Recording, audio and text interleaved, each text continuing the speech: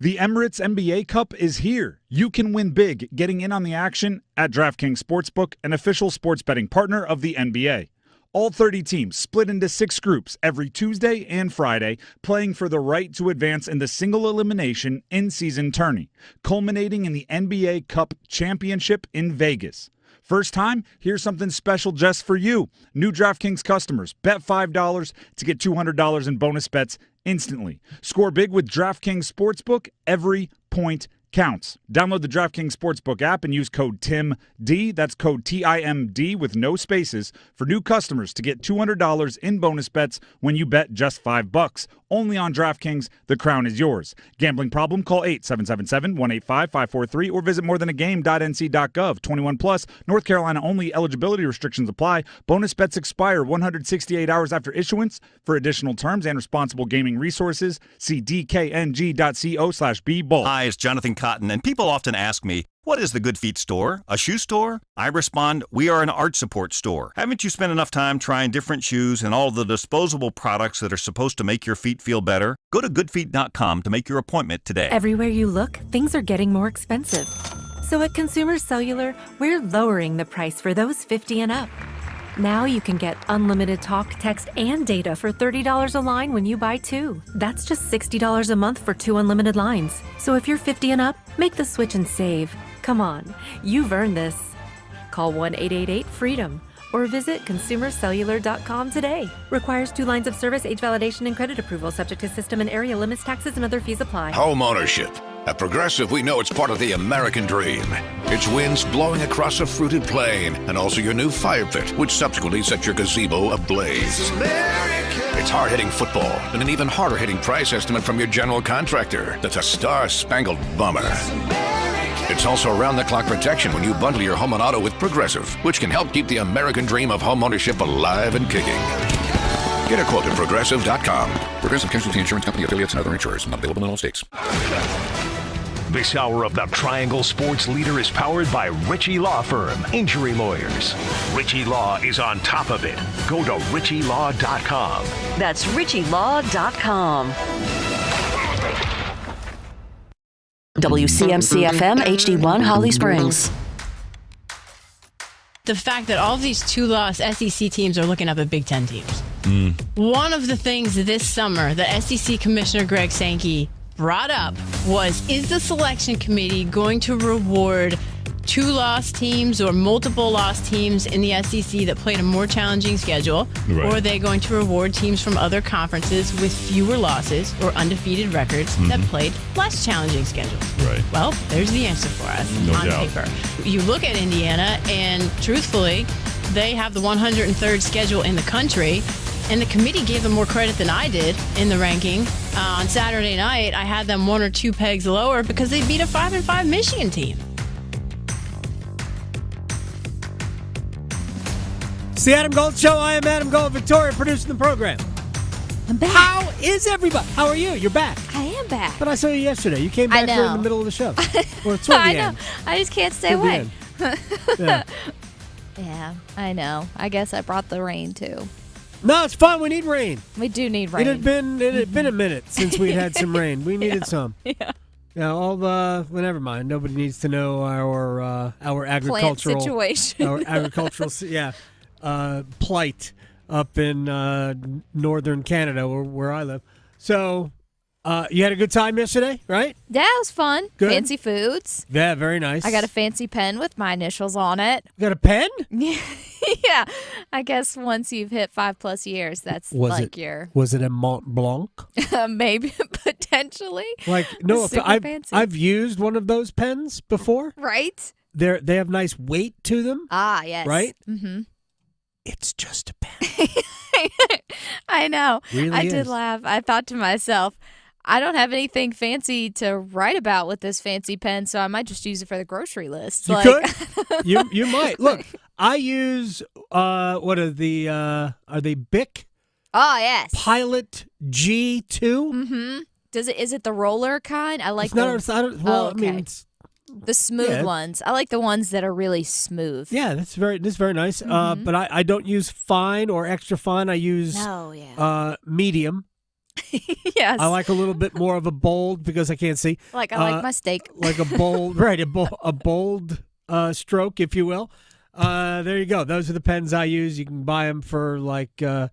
You get 5. Right. And I like colored pens, so yeah, we'll changes just go it there. up. Yeah, it does. I like to just I need the contrast because I write everything basically that we do. I mean, we have a show doc and all that. Nobody cares. So yesterday, and I'll be very brief here. I moved. Well, I didn't move because I'm not leaving Twitter as much as I would like to. I opened up my account, if you will, on Blue Sky. I've heard of this. I haven't looked into it. Here's the thing. There's a lot of people who are saying, I'm leaving this hellscape that is Twitter. I think everybody uses that term. I haven't used it, but I understand why people feel that way, right? It has become really, really not as much fun. Well, I mean, it is what you make of it. You follow who you want to follow, except that stuff is always shoved at you that you don't want. Always. Right? It just is. That's the way the whole thing works now. So I made an account over at Blue Sky at Adam Gold. Boom. Easy. That's simple. That's simple. At Adam Gold. I don't have Adam Gold on Twitter because it was taken when I opened up my account. What? There's not two Adam Golds. So because we're on the fan, a Gold fan is what I use on Twitter. But just at Adam Gold on Blue Sky. I also have a Threads, which is actually at a Gold fan. I have one too. Threads, I don't really know why. Threads became hard because there was no desktop version. I don't even know if there's a Blue Sky desktop version. But here's the thing. When I moved over there, and I follow nobody. Yeah. I've only been there a handful of hours. Sure. I have not followed anybody yet. I was getting non-sports things that I don't want. Already? Yes. So it's going to be the same thing as as we're all moving away from. Yeah. Is there a way? Can somebody build a fun, just a fun sports pop culture Twitter? I want MySpace to come back. Could somebody do that? I loved MySpace. It's just so. The first thing I saw after I created my account too much and added a goofy picture was, why do I need that? No. Right? Well, I want it. No. I'm taking a year off. A full year, I promise you. I'm no news, nothing for 1 year. Okay. See how it goes. You don't No, I think you could do it, but I feel like people are cleansing themselves of doing that. But hey, it's a good cleanse. I wish I could say that I would do that, but I don't think I can. I want a news colon blow. That's what I want. All right, let's just go. Let's play. First thing I saw when I got there, it's like, why? That's too much. Why? I don't even dislike the person I saw. Right. I just don't want it. It's too soon. What are we doing? I just don't want it. Don't try to explain the world to me now. All right. So let's start talking about the Hurricanes last night, who took 50 shots and lost. Oh, no. Well, if you take 50 shots, probably you lose. Yeah. Right? I mean, I know there are Hurricanes fans last night that go, yeah, I wish I had 50 shots last night. Yeah, different kind of shots. Yeah, here's the thing. For the most part, I thought Carolina was really good in the first two periods. I mean, they were. They should have scored a lot more goals than the one that they got. Really dominated the game. Last, I'd say 6 minutes or so of the first period, I thought Utah played very well. They got the goal. Kind of an unlucky break for Carolina. It was a puck that took a bad bounce and was bouncing out towards the slot. And then I think it was Eric Robinson, although Jacob Slavin and Brent Burns are both there. Kind of helped it into the slot, and along came Nick Bjugstad and shot it past Pyotr Kochetkov. It was 1-0 after one. Carolina got a power play goal from Martin Necas to tie it middle of the second period. They had another power play just after that, in my opinion, was actually better than the first power play. It just didn't score. And they dominated the rest of the period as well, but didn't get another goal. And the third period was fine until it melted down in a couple of bad breaks, no doubt about it. But Carolina also, I think, just got a little frustrated and looked a little mentally exhausted. And it went from 1-1 to 4-1 pretty quickly. Pyotr Kochetkov left the game after the third goal. He might be injured. He stayed down after the goal that made it 2-1. And they thought, he's hurt. And he did take a long time to get up. But he stayed in the game. So, and I'm not saying that he looked fine to me. I just couldn't tell if he was laboring in his movement. I really couldn't. But after the goal that made it 3-1, Rod Brindamore took him out of the game, and that goal was about as bad break as you could get. Carolina's bringing the puck into the offensive zone with some speed. Andrei Svechnikov's got it, and his skate blade falls off. Oh, jeez. No joke. The skate blade comes off, so he goes down. Flat tire. The puck goes the other way, and Mikhail Sergachev, former Lightning, now with the club, he beats Kochetkov. It's 3-1.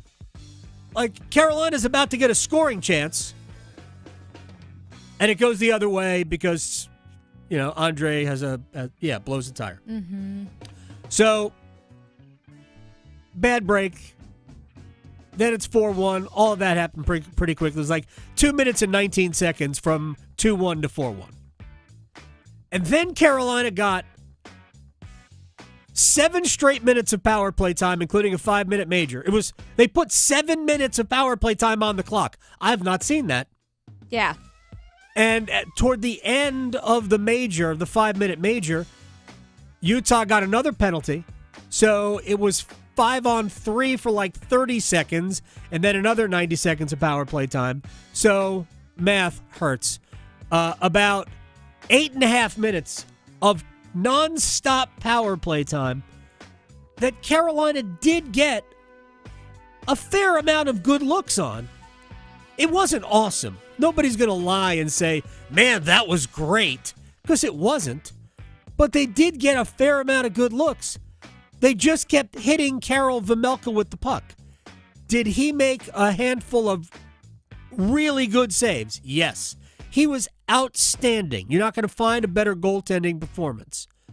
However, if you go back and watch, there's not a lot of elevation on almost any Carolina shot. So at some point, maybe we try to stop beating him along the ice. Because in the first 2 periods, almost every single good Carolina chance was low. I mean, there's more of the net, people. And I thought that while he was great, I thought Carolina helped him become great because there was no variance in where they were shooting. Aim at the glove, aim at the blocker, aim at the head. Anything. Make him make a save with his face. Yeah, we've seen it. So, yeah. Look, I'm that's not being flippant. Carolina shot low all night long. And if the goalie is already there, man, those pads are big.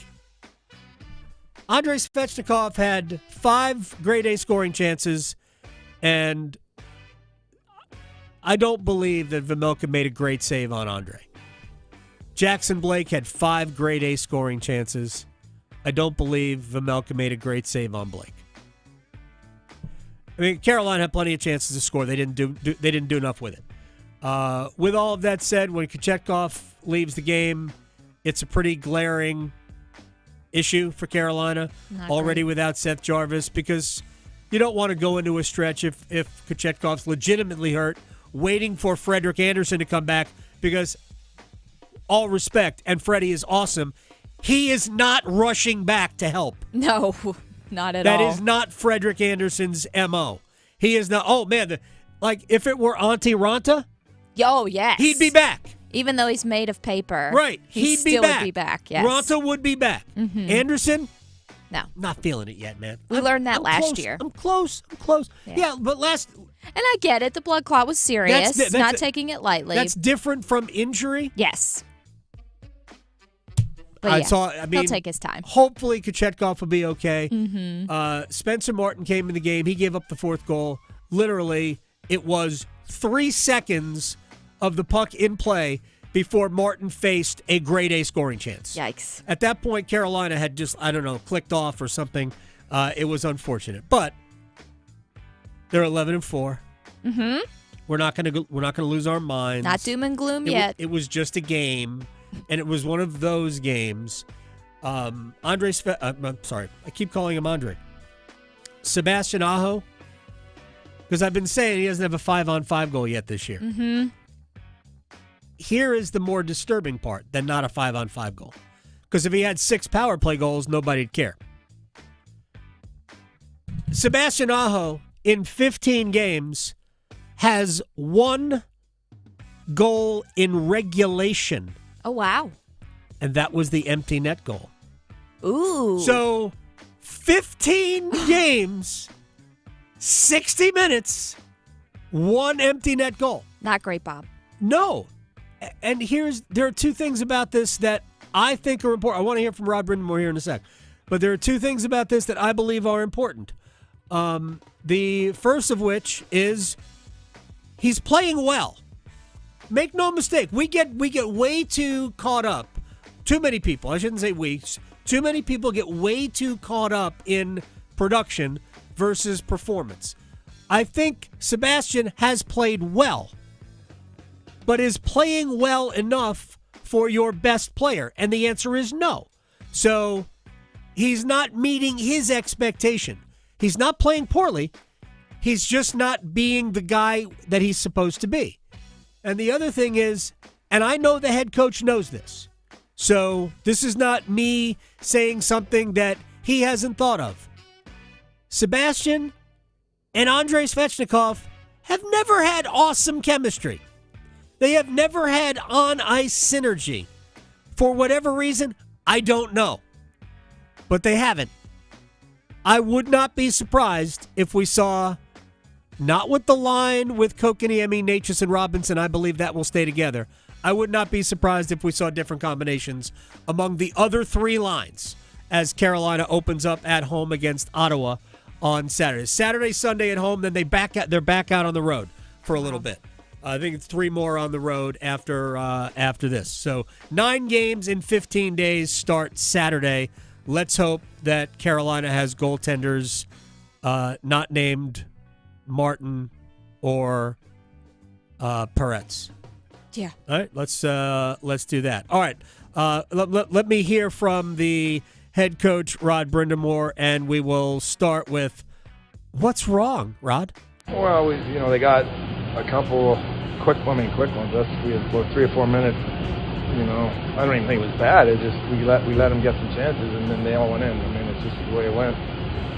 Their goalie was obviously the story. I mean, we definitely had enough scoring opportunities, but kind of had that little lull there for a couple minutes, and that cost us. All right, what about the power play, which like 8.5 minutes in a row and no goals? I mean, you got to give him credit. I mean, he made some big saves. We kind of, we butchered that, if we're honest. And 5-on-3, you can't hold on to the puck like that.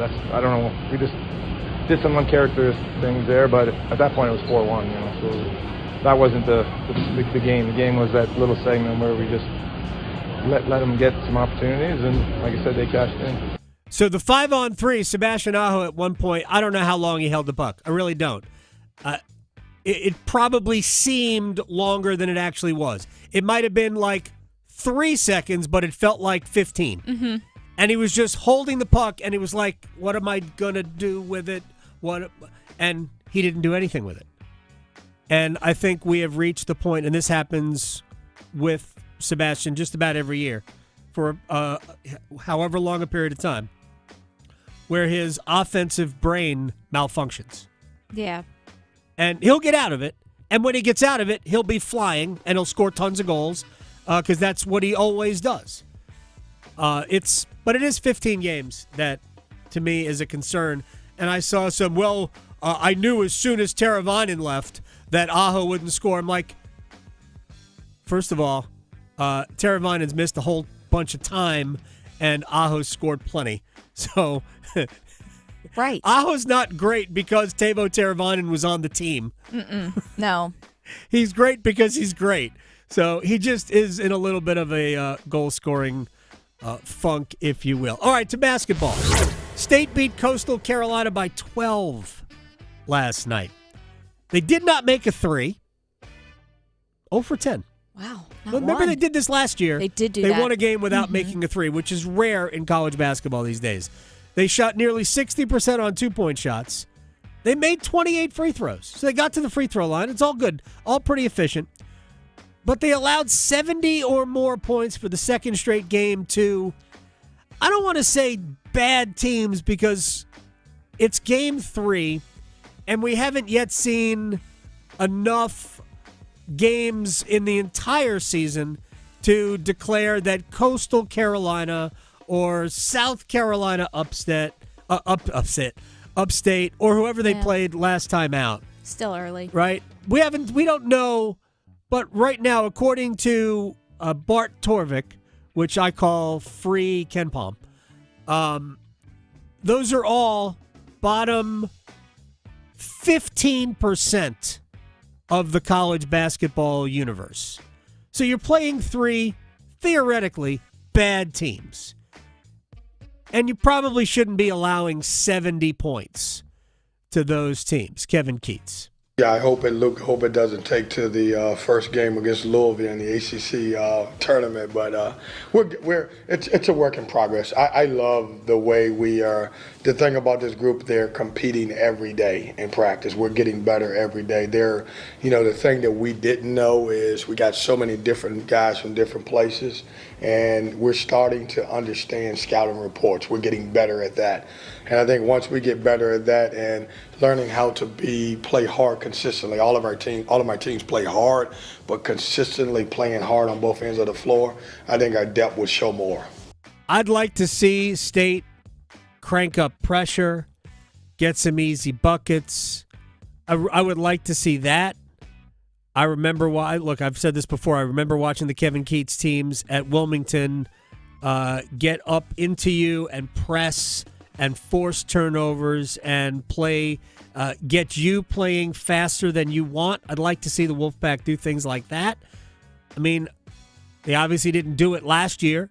Personnel didn't dictate it. I'm not sure that they're going to do it this year, whether or not personnel will dictate it.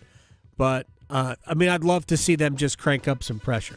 All right, tonight in Philadelphia, we're going to find out if the Commanders are Commanders or Commandos. I know, it's going to be a good one. Are they for real? Are they restaurant quality, or are they drive-through?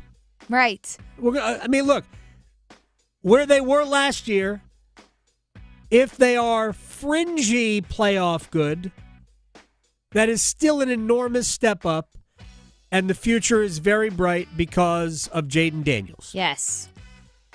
The loss to Pittsburgh and the manner in which they lost was disturbing because you had it and you let it go against a good team, but it was against a good team on your field. Right. So now you're going up to Philadelphia in a game where, look, they're a half game behind the Eagles. Look, I'm not saying that you have to win it to win the division. You don't. You're going to get 2 cracks at it. And I'd always rather play the first one on the road. It's almost a free shot. Mm-hmm. But this game feels very big for me for Washington. I think it's just another big game for Philadelphia, but I think there is more significance for Washington here. It's a lot to prove. Yeah, well, they do, and I think there are still some people who aren't sure if this is a good team that has a good record against some mediocrity. Yeah. Because if you look at it, some of the teams that some of the best teams that they played, they lost to. Yeah. Right? Although they did beat Cincinnati on the road. Yeah. It's just like the Arizona Cardinals. They're kind of it's difficult to accept that they're good. Yeah, I don't think the Cardinals really are. I really don't. I really don't think the Cardinals are good. Washington has a win over the Cardinals, by the way. Mm-hmm. Right? So I think Washington's better than Arizona. Oh, big time. But yeah. It's just making that dramatic change. It's difficult for people to look at the Cardinals as being decent because they've been bad for so long. Yeah, decent I can stomach. I don't think good. I really don't think they're good. All right, Adam Schefter on whether or not Philadelphia is going to have their two big wide receivers. He's had a hamstring injury this week, Laura, but it doesn't look like it's going to be an issue for Thursday night's game against the Washington Commanders. Despite being limited in practice this week with the hamstring injury, he is expected to be out there on Thursday night, giving the Eagles their big-time playmaking weapon at wide receiver opposite A.J. Brown, who was dealing with that knee injury, but both receivers are expected out there. All right, the first reference was to Devontae Smith. The second one, he actually mentions A.J. Brown. Now, Washington's offense, even without Brian Robinson, has been really good. Austin Eckler has done a great job as, not really the chains of pace anymore, maybe the more featured back, but he's such a versatile player. And you've got good wide receivers, and Jaden Daniels is doing his thing. Sal Palantonio from ESPN on how Philly counters it. They definitely will lean more on the running game in this game for a couple of reasons. They want to try to keep Jaden Daniels and that Cliff Kingsbury offense off the field. And the way to do that is to control the clock, get good field position, stay ahead of the sticks, all that stuff that makes you a consistent offense. And I think that they can do that in this game. The second reason would be you're on a short week. Nick Sirianni was saying this week that the coaches had to condense their normal 100-hour week into about one-third of that. And they didn't have a lot of practice time. They do everything on walkthroughs. They do it in visualization on videos in the meeting rooms, but they don't get the reps in practice. So when you don't get the reps in practice, you really have to go back to what your bread and butter is, what your foundation is, and that's the run game. So, yeah, I do anticipate them leaning on it quite a bit. Washington is one of the worst teams in the NFL at stopping the run. That's a problem. We can have all the fancy stuff we want in football, but if you can't stop the run, I don't think you can win. I don't. Controlling Saquon Barkley, you're not going to stop him. Oh, no. But keeping them kind of mid running the football. That's where Washington needs to be. It remains to be seen whether or not they can pull that off. Very interested to see. Jaden Daniels, of all the games he has played, and he has played some high-profile games already, this one, this is a big deal, facing the Eagles in Philadelphia.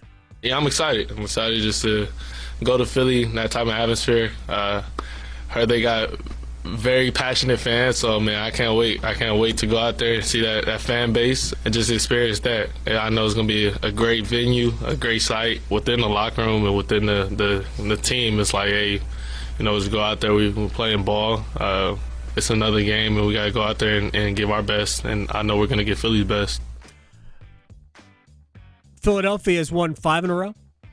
Yeah, I think 5 in a row, right? To actually reclaim that division. They have a half-game lead on Washington. 3 awesome games this week. Washington at Philadelphia, Baltimore at Pittsburgh, and the Buffalo KC Bills at Buffalo. Yep. Yeah, 3 massive games this week. When we come back, speaking of massive, the one and only Adam Smith from Inside Carolina on the crossover. Football season melding into basketball. We'll do both of that next. Raleigh to Boone, Charlotte to Chapel Hill. Your Carolina is covered. Adam Gold on the North Carolina Sports Network. Hey, it's Adam Gold, and do you have a late-night craving for in-depth analysis on the Carolina Hurricanes and their latest game, their latest win, their pursuit of the Stanley Cup? Well, I can quench your thirst. I can feed that appetite on the Canes Corner podcast, the morning after edition, which drops the morning after every Hurricanes game. Get it wherever you get your podcast. Brought to you by the Aluminum Company of North Carolina. Week 11 of the NFL, and FanDuel, America's #1 sports book, is ready to turn it up to an 11 with Washington and Philadelphia tonight. Can the Commanders retake the lead in the NFC East? And new customers can get $150 in bonus bets if your first $5 wager hits. And why not take advantage of this NFC East clash? Build yourself a parlay. Just pick the total. It doesn't matter. Have a little fun. That's what FanDuel is for. Go to FanDuel.com/AdamGold and make every moment more with FanDuel. FanDuel.com/AdamGold. FanDuel is an official sportsbook partner of the NFL. 21 and over and present in North Carolina. First online real money wager only. $5 first deposit required. Bonuses issued as non-withdrawable bonus bets, which expire 7 days after receipt. Restrictions apply. See terms at sportsbook.fanduel.com. Gambling problem? Call 877-718-5543 or visit morethanagame.nc.gov. Hey man, been to Sharky's lately? Yeah, man, I was there last night with you. Oh, yeah. The wings and the burgers are killer. They have so many beers it's hard to choose, you know? I know. You know, they got trivia on Tuesdays and luck of the draw darts on Sunday, man. I love them both. Yeah, I love that place, man. You know what, man? I think Sharky's may be the best bar in the world. Yeah, I think you're right, man. Let's go grab a beer. Sharky's at the corner of Delta Lake Drive and Durham Road. Open 7 days a week. Organize easy. Organize tough. Customize your work truck or van with upfit solutions from Van Products. Steel and aluminum shelving, toolboxes, data files, cabinets, drawers, conduit carriers, ladder racks, everything safe and secure. Everything built as unbreakable as you by Adrian Steel. Backed by the best warranty in the business. 3 years, 36,000 miles. Everything custom installed by Van Products so you know it's done right. From a single work rig to a fleet, choose custom installed upfit solutions from Van Products. Adam Gold in studio with my man Patrick Day from the Aluminum Company of North Carolina. Everything for the exterior of your home, but it's also everything for the peace of mind of the customer. Talk to me about the trust factor and everything else that you guys offer. I got to tell you, I think one of the biggest things for us is we don't take any payment from you for any of your home improvement needs until we're done with the project. I hear stories all the time about people putting down deposits with companies, 25, 50% of the project total overall, and they don't even know, they don't show up. Right. You've lost whatever percentage you put down, that's how much power you lost already. Right? Right. So with us, you pay nothing until we're done. Typically we're not the least expensive and we're certainly not the most expensive. You get 3 or 4 estimates, we're going to fall right there in the middle. But, you're going to have a warranty that's lifetime, transferable for 10 years on any of the products we sell typically. And we've been around since 1961. You can trust us. We've been around forever. It is about trust. And I think you guys are the most trustworthy business that I know. Aluminum Company of North Carolina, aluminumcompany.com. When something happens to your kitchen, you might say, "This is ludicrous." But that won't fix your home. That will only get you the rapper, Ludacris. Having trouble? Don't panic. Don't be alarmed. You need to file a claim? Holla at State Farm. Like a good neighbor, State Farm is there. That's right. You can file a claim on the app or call us. Thanks, Mr. Chris. No matter how ludicrous the situation, like a good neighbor, State Farm is there. State Farm, Bloomington, Illinois. This is Adam Gold. Georgia needs Alabama to beat LSU right now. And Georgia fans are beside themselves thinking that they have to root for Alabama for anything. So, I mean, it's messy everywhere. The Adam Gold Show.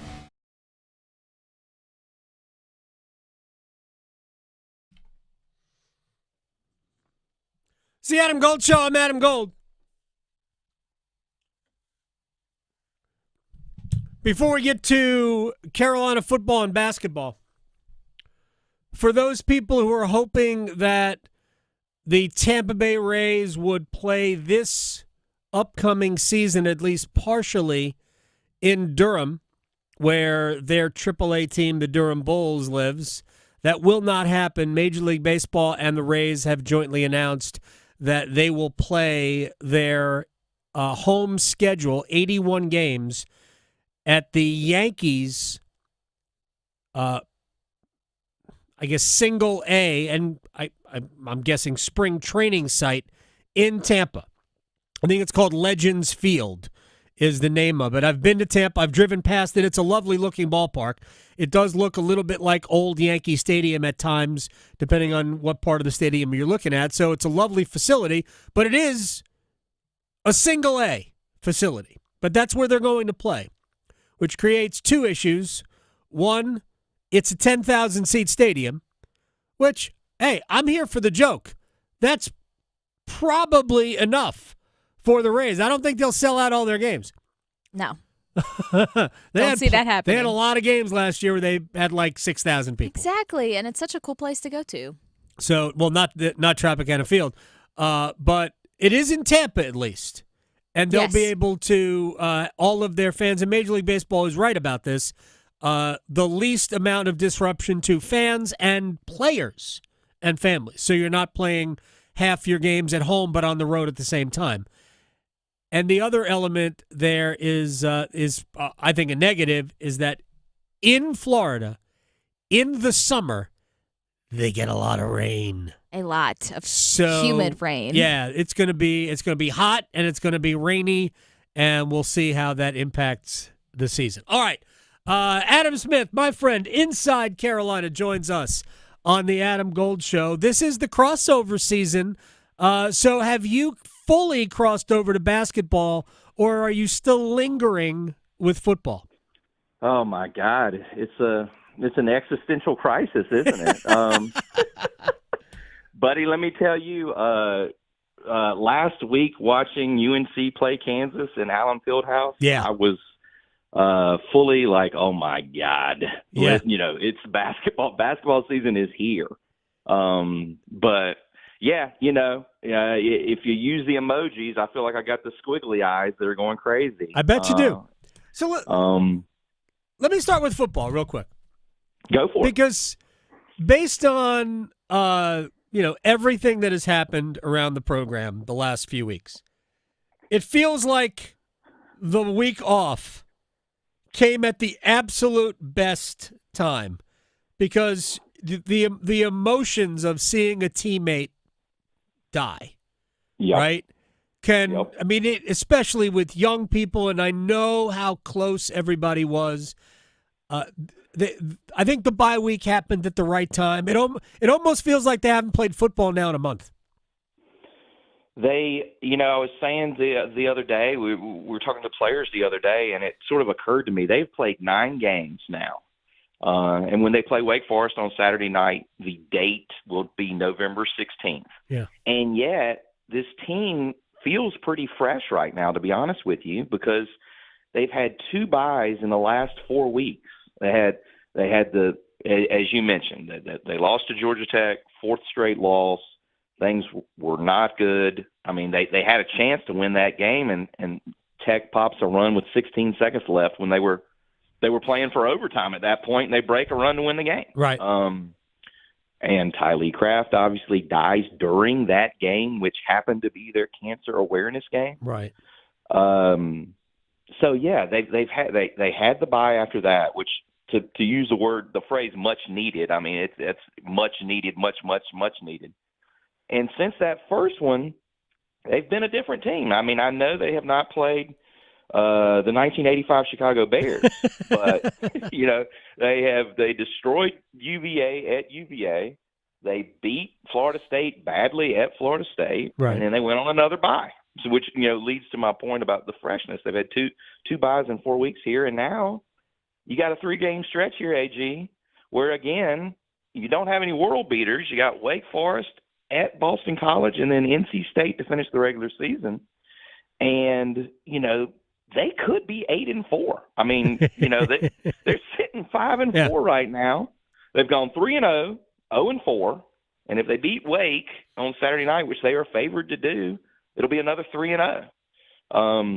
So, they could do something that they haven't done the last couple of years, which is finish strong with all this other stuff, with the death and the questions about Mac Brown's job status and everything else sort of swirling around. They could finish strong. They could go to a nice bowl.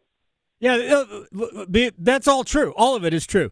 And it's funny. I've seen questions, what's different about the last couple of weeks? First of all, I don't think we should just completely brush over the win over Virginia because Carolina doesn't historically play well in Charlottesville. So I think it is a win of significance. But Virginia is also not great. Florida State, everybody has beaten their brains in this year. Train wreck. It is unbelievable how – they actually set a record. It's the first time since the preseason poll was instituted, I think like in 1960, that a team started in the top 10 and went 1-9 ever.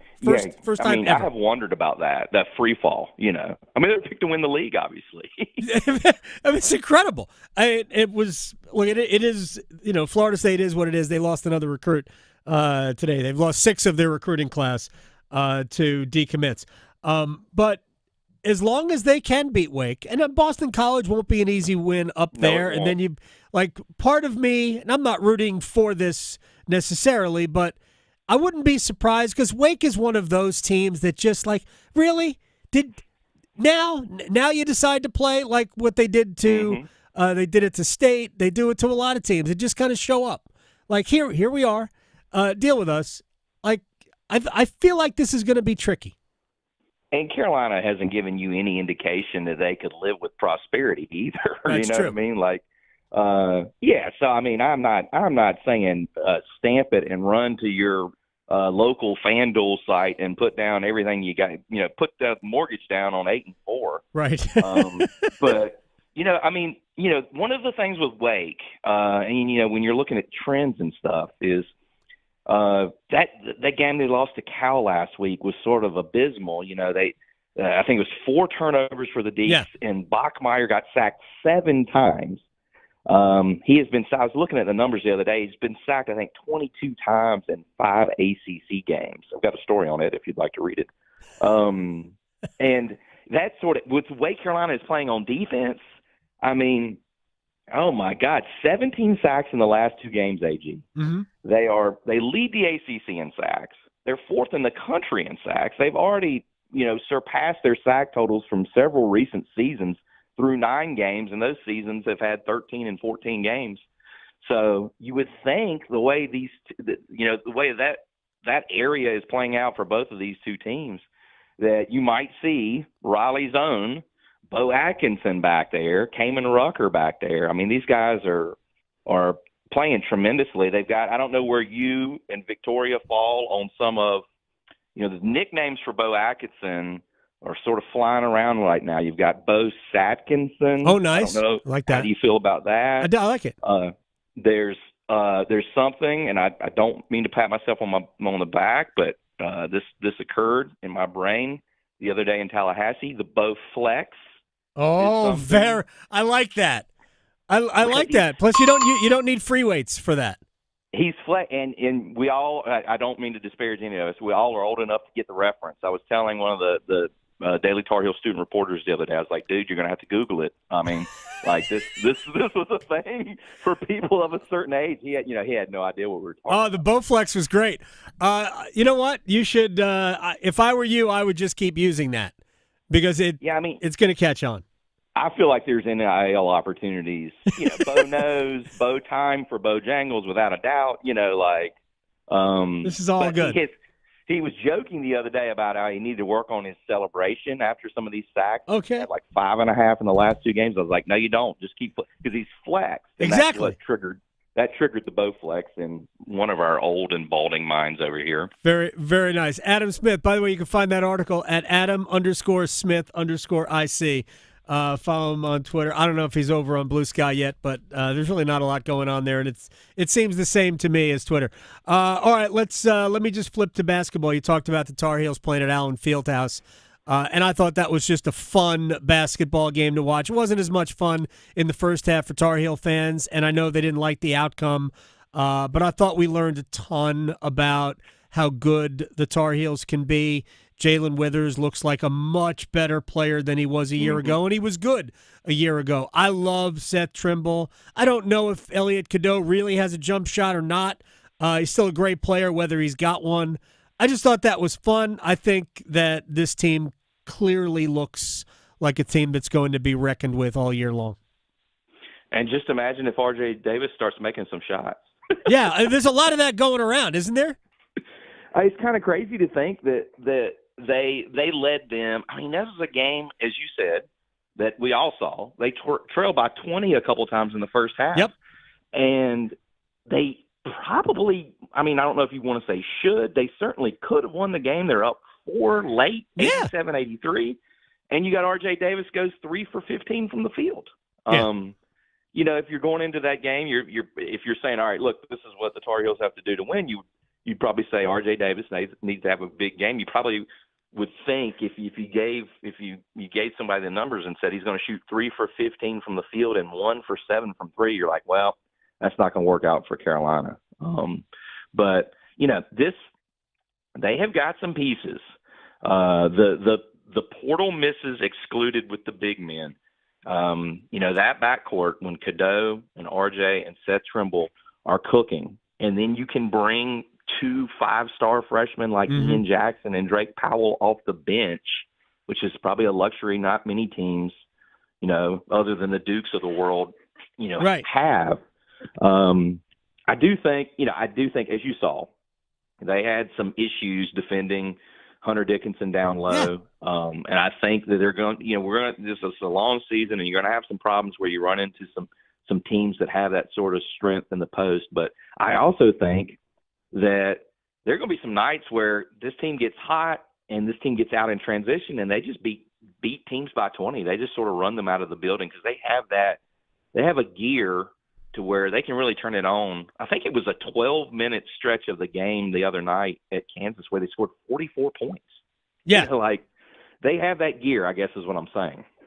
Oh, no, there's no question. I thought that was high-level offensive basketball for North Carolina. And again, when you get guys who you don't expect to start getting hot, especially from deep, the only thing I would have liked to have seen was a little bit more decisiveness from Powell. Right? How many times did Powell get the ball in the corner when his man helped and he was open? He could have pulled the trigger and shot it, or maybe a pump fake and a drive, but he didn't do it. He just kind of held the ball. So, you know, my guess is that a month from now that won't happen. But I love that. And when they got in foul trouble, especially with their big men, they were definitely kind of vulnerable to Kansas's interior size, but I think they might be vulnerable to that anyway. Yeah, that was a problem, and you're right about Drake Powell. I mean, people, you know how it is the age that we live in. People expect you just to plug them in and like, all right, there's 15 points a game. They're great, right. Like no one is a finished product by any means, and the schedule is so fun. Like you played the number 1 team in Kansas. Next month, or December 4th, they play the number 2 team in Alabama, which will be a huge game in Chapel Hill, given the recent histories between UNC and Alabama. Out in Maui, and I do not mean to rub this in anyone's face. A week from now, I will be headed to Hawaii. Wow. At this time. So you all can contact me if you need to Zoom anything. Oh, with yes. Background. But like in Maui, they're either going to play Iowa State or Auburn, 2 highly ranked teams for their second game, and then they could play UConn in the championship game. So you could play the number 1, 2, 3, and 5 teams before the second week of December. And December also has Florida and Charlotte and UCLA in Madison Square Garden. I mean, UCLA in Madison Square Garden at Christmas time? Seems nice. Oh, my God. You should go there, too. Vibes. You should go there, too. And then, like, you should have on your Blue Sky, homepage, you could have both pictures, the backgrounds of both pictures. Maui on one screen and then New York sitting at the tree at Rockefeller Center on the other. Adam Smith, Inside Carolina. We're going to live vicariously through your travelogue. Thanks for coming on, man. We'll talk again very soon. Always great, guys. Thanks for having me. I'll see you later. You got Bowflex. That's what I'm talking about. Bowflex. All right, we have that was my favorite. One timer when we come back. We're going to do top 5, bottom 5.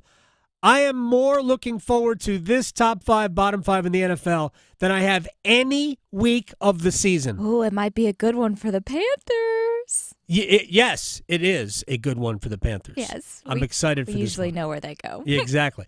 But we'll do that a little bit later on. But one-timers is next. Serving it up hot and fresh every day. Adam Gold on the North Carolina Sports Network. At North Carolina Farm Bureau Insurance, we believe that getting to know you is the best way to protect what you love most. We have friendly agents in every county to help you prepare for the unexpected. And when life doesn't go as planned, our award-winning claims team will be with you every step of the way. Find a local agent today at ncfpins.com. North Carolina Farm Bureau Insurance. Helping you is what we do best. NC Medicaid is for people just like me. Adults who don't have children. People who serve. People who do the heavy lifting. Child care teachers. Full healthcare coverage at low or no cost. Doctor's visits, emergency rooms, and prescriptions. So if you applied before and didn't get it, apply again. NC Medicaid covers more people than ever before. Get full healthcare coverage at low cost, no monthly fees, and $4 max copays. NC Medicaid is for more people. See if you qualify at medicaid.nc.gov.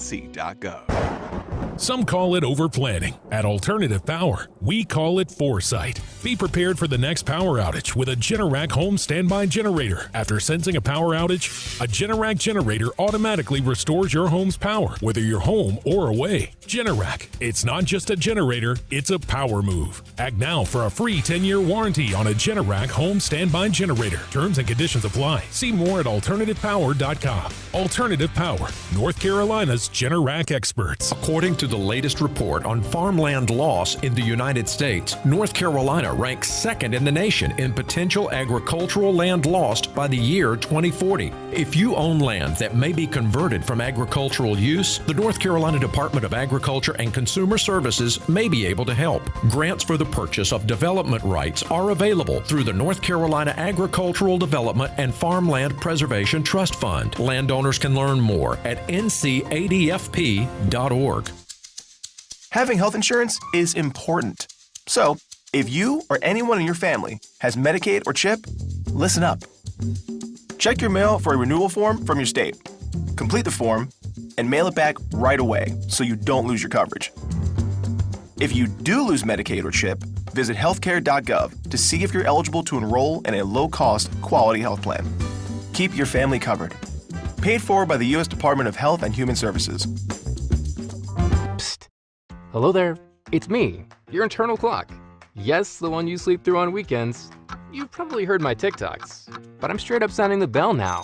It's almost time to start applying for college. That means you got transcripts to gather, letters of rec to request, and campus tours to schedule. But hey, we've got time, and we've got CFNC. CFNC.org can help us plan, apply, and pay for college. We got this, trust me. Just visit CFNC.org to help us stay on time. Did you know Atlantic hurricane season runs through November? From gathering necessary supplies to planning an evacuation route, now is the time to make sure you and your family are prepared. And if a storm damages our electric system, local public power providers are ready to respond and restore power quickly and safely. As a public power customer, you benefit from having an electricity provider that restores power faster than other providers do. Visit electricities.com for storm preparation tips and resources. Have you ever noticed how little things can make a big difference? A word of encouragement to a coworker, or noticing when someone feels down or blue. You never know just how important a kind word at just the right time can be. Just caring or a big smile can make a difference. In North Carolina, we have always taken pride in being kind to everybody. Little things do make a difference. Makes you feel better. Makes everyone around you feel better. This is Adam Gold.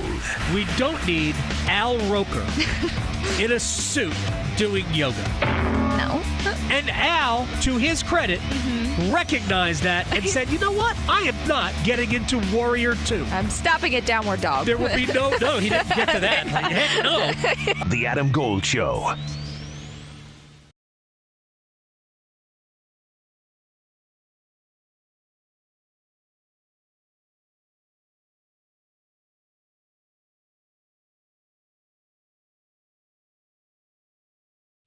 Playing the best of the 70s here on the Adam Gold Show. Victoria on the ones and twos. I am Adam Gold. Top of the hour, we'll run through the news of the day again. Coming up later on, top 5, bottom 5 in the NFL as we hit the beginning of week number 11. Awesome way to kick it off, by the way.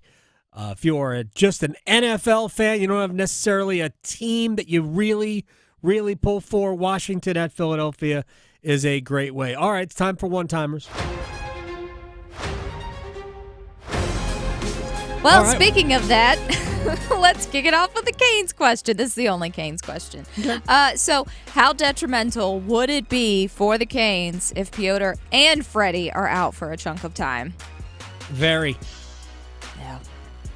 Very, to the point where, I mean, it really depends on how long they're going to be out. Here's the thing. I can't imagine that Frederick Anderson isn't about to come back. I just can't wrap my mind around Freddie like not being available, whether it's one of these 2 home games or when they head out on the road, which I believe is Wednesday, Thursday. So yeah, it would be a problem. It's not good. Well, moving on to football, like you mentioned, so many good games this weekend. I'm super excited. But which football matchup this weekend do you feel is the most important and or telling for the rest of the season? Well, I think it's the one tonight. I think Washington will either stamp themselves legit number 2, maybe number 3 in the pecking order of the conference, or they'll be like, I don't think there's a middle ground. I think they're either the second or third best team in the NFC, or they're a fringy playoff team that's really propped up by a bunch of wins over mediocre teams. Yeah. That's what it is. And they didn't play a great schedule. That game against Pittsburgh needed to be a win. At home. And then now you're talking about potentially winning 11 or 12 games. Right now it's 7-3, I believe they are. This is a big one. They've got both games with Philly ahead of them. Yeah. Well, another team that's still trying to figure out things for themselves. The idea of the Bears benching Caleb Williams has been thrown out. Apparently, that is a topic for discussion. So, thoughts? Just dumb. So dumb. It's the Bears. so dumb. I would want to treat Caleb Williams like I wanted the Panthers to treat Bryce Young. I have no problem if they decided to let Caleb Williams watch all year long. Now, you got to have somebody better than whatever the guy's name is they have, Bajent. They have to have somebody better than that. You'd like to learn from a veteran, but at this point, no, he's playing. Going beyond the box scores. Adam Gold on the North Carolina Sports Network. Hey, it's Adam Gold from my friend Dr. Lori Travers at Travers LASIK, who changed my life back about 13 years ago now. I used to be a contact lens wearer. I wore glasses as well when I didn't have contacts in, and I thought that was the cat's pajamas. By the way, cats don't wear pajamas. Not sure why we have that phrase, but here's what I thought. I thought contact lenses was the best thing ever, except that when I got the LASIK procedure, I just realized that all of the time that I was wasting, the money I was spending on solutions, replacement lenses, glasses, prescription sunglasses, all of that, it was a waste of time and money when I could just go to Travers LASIK, get this procedure, 5 minutes per eye, totally painless, back to work the very next day, and 0% financing for 24 months is available. And I was just waking up and going every day with 20/20 vision. TraversLASIK.com. The consultation is free. 919-510-6830, 919-510-6830, Travers LASIK. This hour of the Triangle Sports Leader is powered by Ritchie Law Firm, injury lawyers. Ritchie Law is on top of it. Go to ritchielaw.com. That's ritchielaw.com.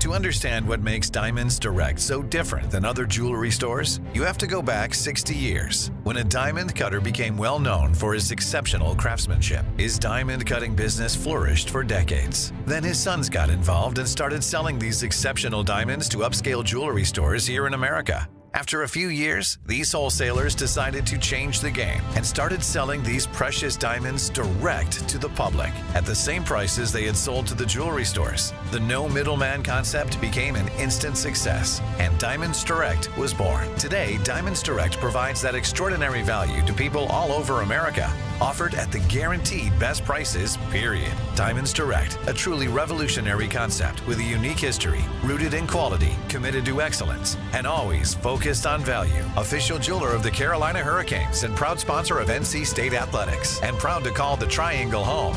Diamonds Direct, your love, our passion. Stop letting high interest debt weigh you down. Pay it all off in days thanks to Loan Pronto's new Rapid Equity Loan.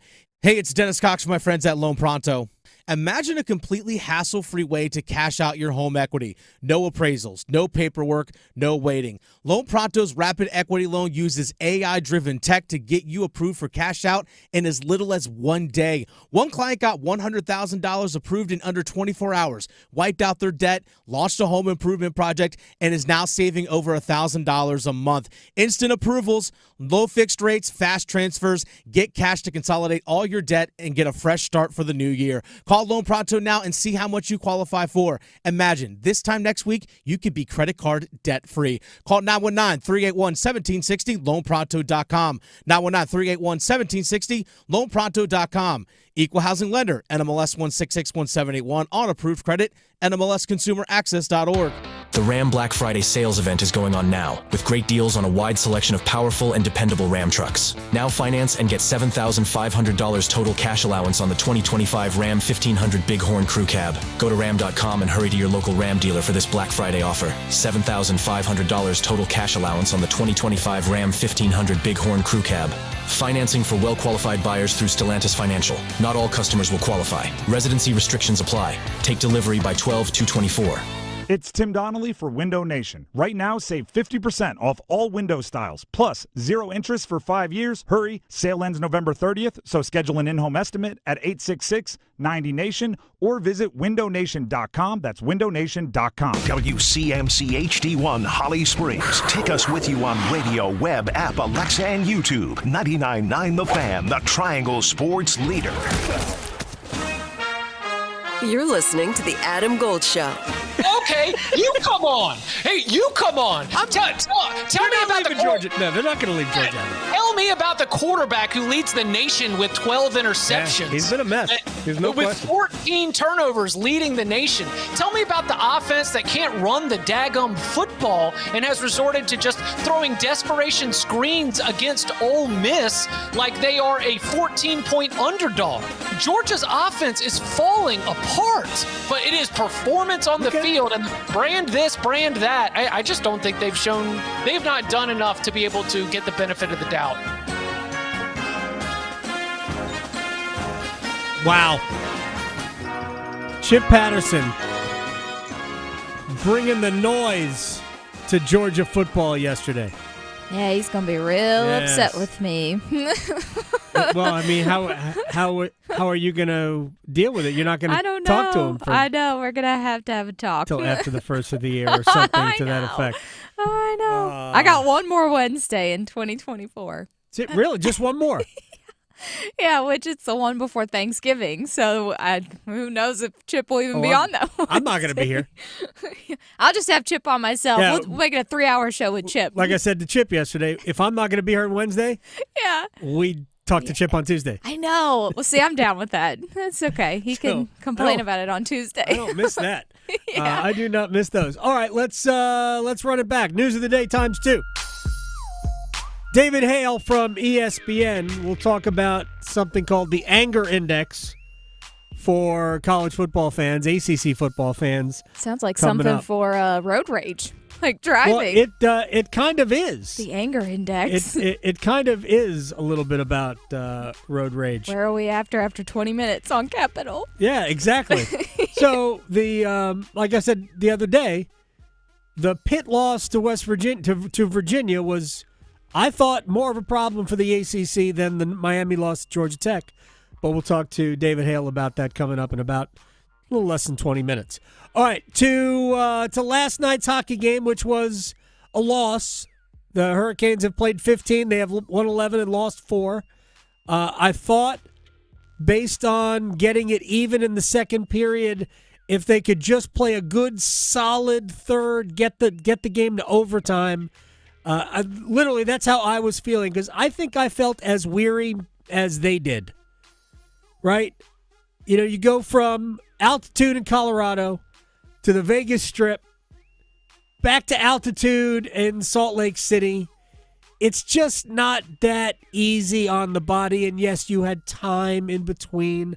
I am not arguing that. I'm not using it as an excuse. I just think that there was a little bit of physical, but maybe more so mental fatigue last night. They had a lot of shots. They expected goals. I know Natural Stat Trick had it at 6. Carolina had 1 goal. Somebody that does a lot of writing about hockey statistics had Carolina's expected goals at 8 last night. And honestly, for where Carolina had scoring chances from, yes, they could have scored 8. But Carolina didn't really make Karel Vejmelka make a lot of really good saves. And that, to me, was as big a deal as anything. Not that Vejmelka was great. Make no mistake. Sometimes just being in position is enough. I don't think Carolina made him work as hard as the statistics say. I'm not trying to take credit away. I think he could have given up 5 goals last night, and he would have played great based on where Carolina had chances from. They just didn't do enough with them. They didn't make him react to them. Carolina made it a little easy on him last night. NFL Week 11 starts tonight. And it's a short week.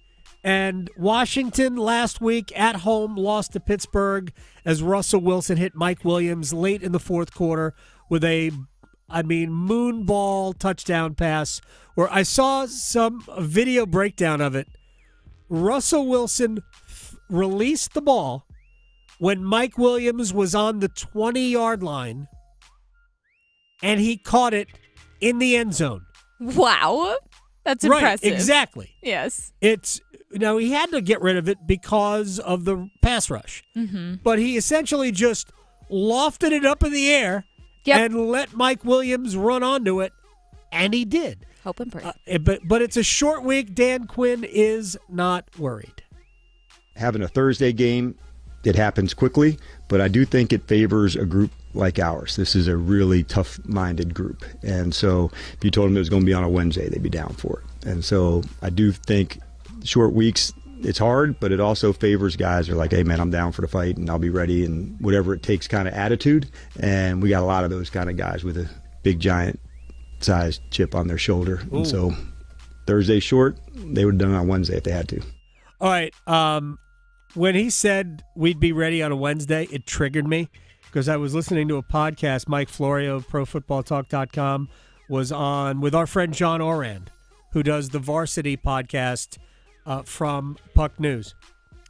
And Florio is convinced that we are not far away from the NFL expanding the weekly schedule to Tuesday or Wednesday. Wow. And they'd probably put that on a different streaming service, so you'd have to buy another one just to watch that game. Yeah, it's money. Yeah, of course. Somebody's got to make money. And people would watch it. I know they would.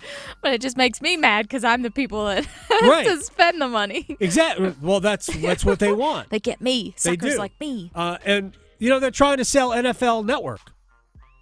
Nobody's buying it. Wow. Yeah. They're trying to sell NFL Network. I think the next separate TV package is going to be those European 9:30 games. They're going to sell those as a singular package. I wouldn't be surprised if it was Netflix. Yeah, who knows? Be surprised at all. The Jake Paul and Mike Tyson fight's going to be on Netflix this Friday. That's right. Mm-hmm. I will not watch that. But I am rooting for Mike Tyson Me too. to beat Jake Paul. One and only senseless. time I'd probably ever cheer for Mike Tyson. Can you beat Jake Paul senseless?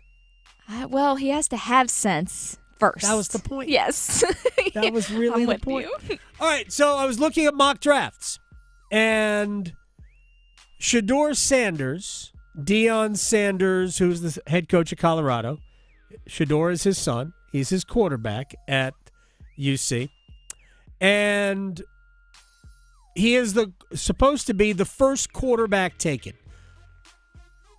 Every mock draft I have looked at has the cornerback. I don't know why I'm drawing a blank on it. Travis Hunter. The cornerback / wide receiver as the first player off the board because he is two positions. He is not only the best wide receiver in this draft class, he is also maybe the best cornerback in this draft class. He will be the first pick. If you have the first pick and you don't take that guy, that is a mistake because he could fill two roles for your team. Probably can't fill them all the time, but he can be, break glass if, in case of emergency. And Dion Sanders was asked about stepping in. This is specifically about his son, because if you go back to 2004, Archie Manning and Eli Manning told the then San Diego Chargers, don't draft us. We're not coming. No thanks. Which I don't know how you can do that based on there's no place for you to go, but they were adamant about it and they engineered a trade. Chargers and Giants swapped first-round picks. That's how Phillip Rivers ends up in San Diego. Eli Manning ends up with the Giants. Would Dion do that? He was on Fox Sports on TV. Yeah, but I'm not going to do it publicly. I'll do it privately. Yeah. Okay. So you said you're going to be dad. You're going to be dad. You're going to be dad. I'm going to be dad when the cows come home. Yes, sir. And with Travis as well. And with Travis as well. So both players, and they will both be gone before they get to the 10th pick in the draft. I would argue that they'll probably both be gone before we get to the 5th pick in the draft. Look, I don't know how you do that. Again, if a team thinks that Travis Hunter is the best player in the draft and they have the first pick, they're going to take him. They're going to take him. Could Travis Hunter really hold out? I guess they could. They absolutely could. All right, let's move on.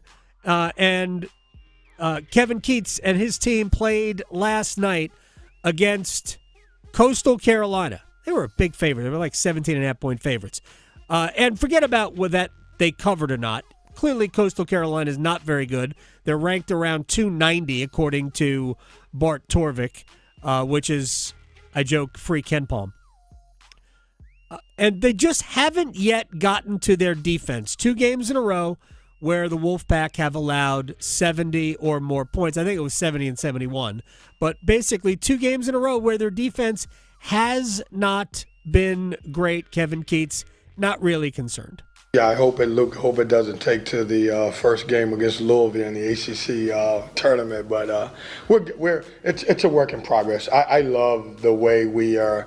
The thing about this group, they're competing every day in practice. We're getting better every day. The thing that we didn't know is we got so many different guys from different places, and we're starting to understand scouting reports. We're getting better at that.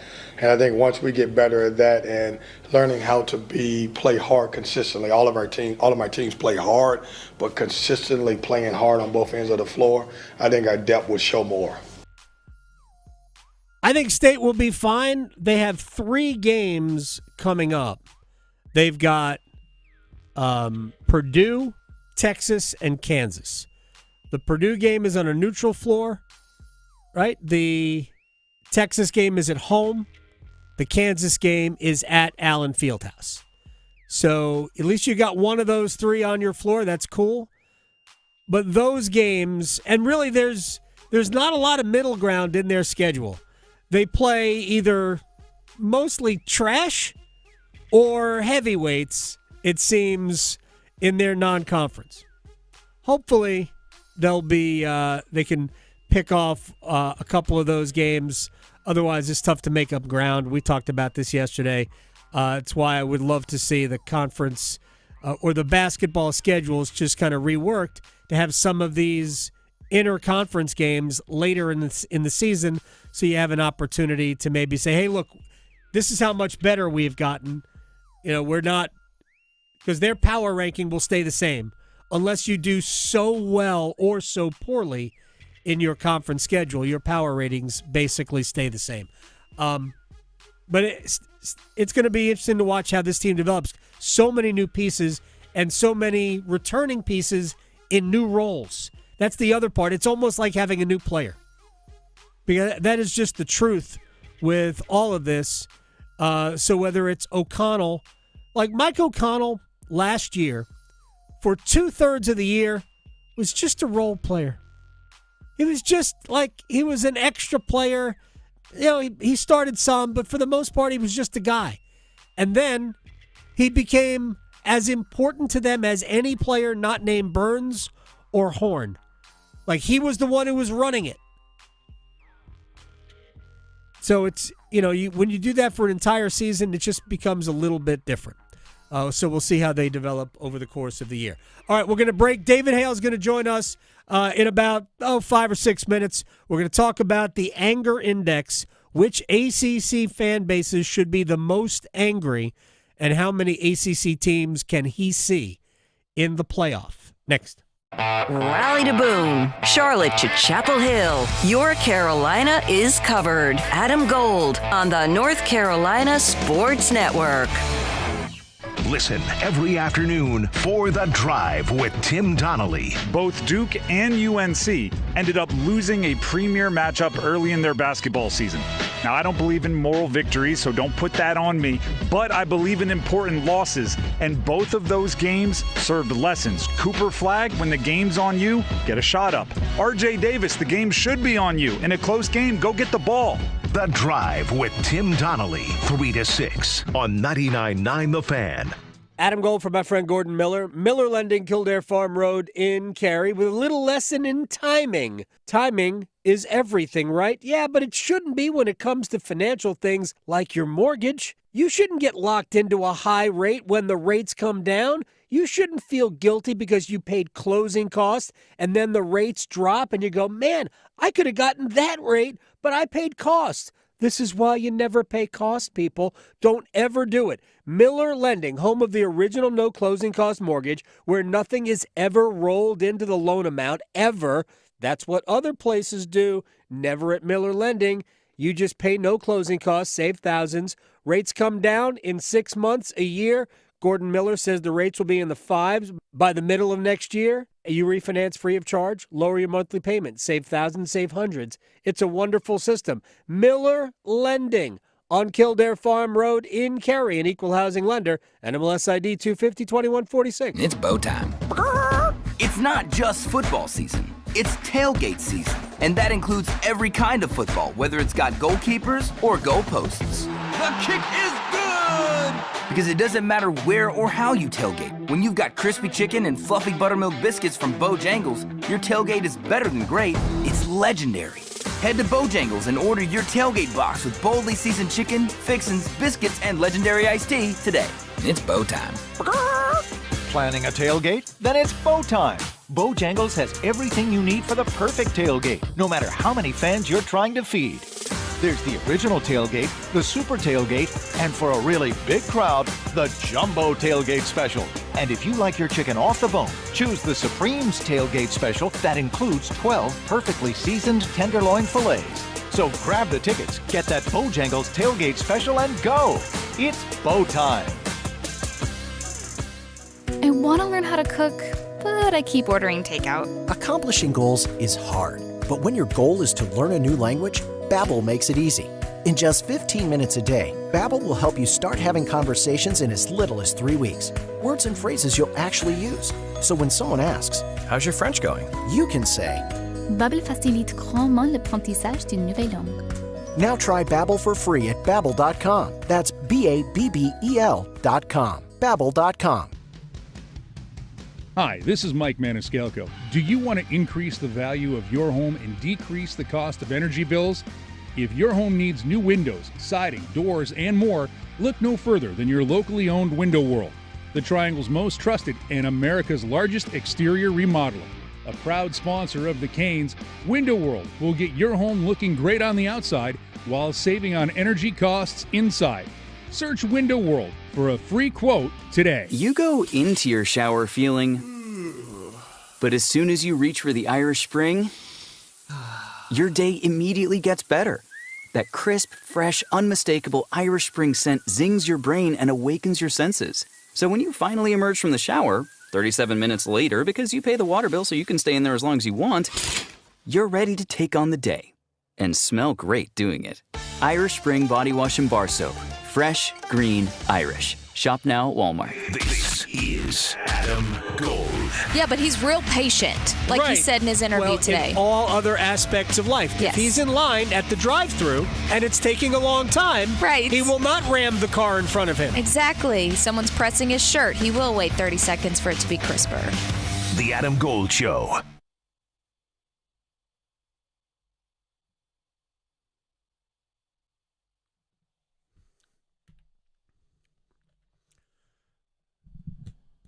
It's the Adam Gold Show, coming up at the bottom of the hour, or thereabouts. Top 5, bottom 5 in the NFL. I'll give you the 5 best and the 5 worst. Victoria will decide where we start at the bottom or the top.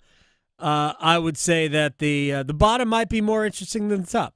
Yeah, I know. It's a lot more But at least competition. maybe the Panthers won't be in the bottom this time. Maybe. We'll see. Exactly. We will see. The college football playoff yesterday gave us, last night, 2 nights ago. Gosh, what day is today? It's okay. I wasn't here yesterday, so threw things So yesterday off. doesn't count It because you weren't here. Good. It doesn't count. Tuesday evening, in between games of the Champions Classic, the College Football Playoff Committee gave us their latest rankings. And the more you read about it, the more it's really hard to take these people seriously today. But I know Chip Patterson, he joins us every Wednesday, and he certainly makes absolutely great points, not just logical points, smart points, all of that, about Georgia hasn't played well, about this, about that, about offensive efficiency and all of this. I still get down to the committee doesn't really care about all of that. It's really about how many wins do you have? How many losses do you have? And they don't really care about who those wins and losses are to. They just don't. And David Hale does a great job breaking down all of that. And it does something called the Anger Index. And it's not just ACC schools, but we are going to talk about the ACC and the fact that right now, as we are sitting here, there are really just 3 schools with a chance. And they are Miami, SMU, and Clemson. I could paint a scenario where all 3 are really viable playoff teams at the end. Clemson without playing in the playoff, the conference championship game. SMU and Miami meeting in it. And right now, as long as Miami beats Wake Forest, not this week, but next week, Miami will have the tiebreaker with Clemson, as both have one loss, to meet 8-0 when they get there, SMU, in the conference championship game. And maybe that wouldn't be the worst thing that ever happened to the Clemson Tigers. David Hale from ESPN. The anger index is awesome. It makes great points. It shows the committee to be, maybe not really that interested in digging through all of the data. David Hale joins us on the Adam Gold Show. How are you, sir? Oh, I'm just lovely. How are you? Oh, fantastic! I wouldn't say lovely, but I appreciate that that you are. I'm trying to put a positive spin on things. I'm 6 beers deep. I'm just sitting in the dark. It's that kind of a dark Thursday. That's good. The handicap from a playoff perspective. The top 3 teams in the ACC. Miami's in the driver's seat, right? Can they afford another loss? Not in the regular season. I think there is a scenario in which they lose in the ACC championship game if they're not embarrassed in that game. If you look where they are now, there's going to be a lot of attrition around. Like, there's 4 Big Ten teams in the top 5. That just is not sustainable. Right. So, look, the Georgia Tech loss is not great, and it particularly is problematic because they had so many near disasters before that. It's certainly not a worse loss than what Notre Dame has, but Notre Dame wasn't flirting with disaster in every other game. So I think there's a perception that Miami is sort of a paper tiger here, and that's one of the problems. So they need to show that they belong, especially over these next couple of games that frankly they should win pretty easily. I think they could probably lose depending on what else happens, but their best path obviously is to win out, and I think they certainly have. I think if they're going to lose or SMU is going to lose, Miami has the higher chance of getting into the playoff. I think if SMU loses another game, it's going to be hard for them. I don't think it should be as hard as it is for them, but I think that the committee has pretty clearly said we don't really believe in SMU. Does Clemson have a path to the playoff without winning the ACC championship? Maybe, but they have 2 problems right now. One is that they don't have any good wins. Right. The 2 losses are the only 2 good teams that they've played, statistically speaking. And then Pitt might have been a good win if they could win this game, and certainly there's no guarantees that they will, but Pitt has sort of fallen over its own shoelaces.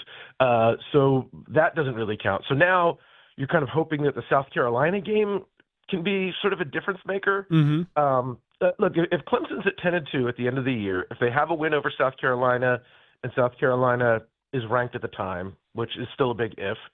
I think there's certainly a case because they've got the brand recognition that they'll be given sort of the benefit of the doubt. And a lot of the underlying advanced metrics, the SP Plus and stuff like that, are relatively high on Clemson. I just, from an observer standpoint, like they had a couple of games where the offense just clicked and everything looked easy. But aside from that, you've not really seen a complete game out of Clemson yet this year on both sides of the ball, and a lot of it has looked not pretty, and I don't know that we can give Clemson the benefit of the doubt that they've turned a corner when we've all lived through the last 3 years. No, I think you're right. I don't think this year's Clemson, and maybe based on the last couple, they have not earned that benefit of the doubt. It's not like they play in the Big Ten where it doesn't matter if you haven't beaten anybody good, Indiana and Penn State. You get the benefit of the doubt based on your win-loss record. It is funny that they tout strength of schedule and who you played, and those 2 schools are 4th and 5th. I'm sorry, Penn State is 4th and Indiana is 5th, inexplicably, with no losses, Indiana, in their ranking, and they have beaten combined Illinois, and who did Indiana beat? That's any good? Michigan is their best win. Does that count? Michigan is not good. No. Yeah. And look, this is sort of the inherent problem too, is even like the quasi-good teams in the Big Ten, your Iowa, Minnesota, Illinois, Michigan, like they're mostly just good defenses. They don't really have a way of beating you. They can just sort of drag you down to their level. And it is odd that somehow this is just not talked about. And look, Indiana's a great story. Like Kurt Cignetti, Curtis Rourke, like that's a great story. And I don't want to take away from that. Like if roles were reversed and it was, any other team, I'd be saying, like, let's celebrate them. That's great. And certainly if we were still at a 4-team playoff scenario and Indiana was undefeated at the end of the year and was not going to get a chance to get into the playoff because they hadn't played anybody, I'd say that was ridiculous. But we're in a 12-team scenario where they're not going to get left out if they go undefeated, and they've not played anybody. And I don't understand why we're not talking about this. I neither do I, and I'm blown away. Look, I asked Chip Patterson. I asked him yesterday if Indiana loses by 2 touchdowns, 3 touchdowns at Ohio State, are they in the playoff? And there was hesitation. But why would they possibly be 5th? Is it because they were lower on the pecking order last week and people criticized them? Like, I don't understand some of the teams that they have completely ignored. You point out Arizona State basically looks exactly like some of the other teams with 2 losses that are still in their ranking. They look exactly like Colorado, only they're not coached by Dion Sanders. Actually, they probably look better than Colorado, but they're not coached by Dion Sanders. And they're not even in their top 25. Yeah. No, look, if you gave Indiana SMU's schedule, I think they'd probably be at exactly the same place. Maybe worse, but they'd probably have a loss. Now, I don't like to play this would have happened or should have happened game. I think if you win your games, you deserve a chance. I agree with this. But, like, why is there no belief in SMU? Like, Indiana is the worst Power 5 program going back 30 years. There is no track record of success. This is their first ever 10-win season. Like, I get it. Chris Cignetti's done a wonderful job there. It's impressive.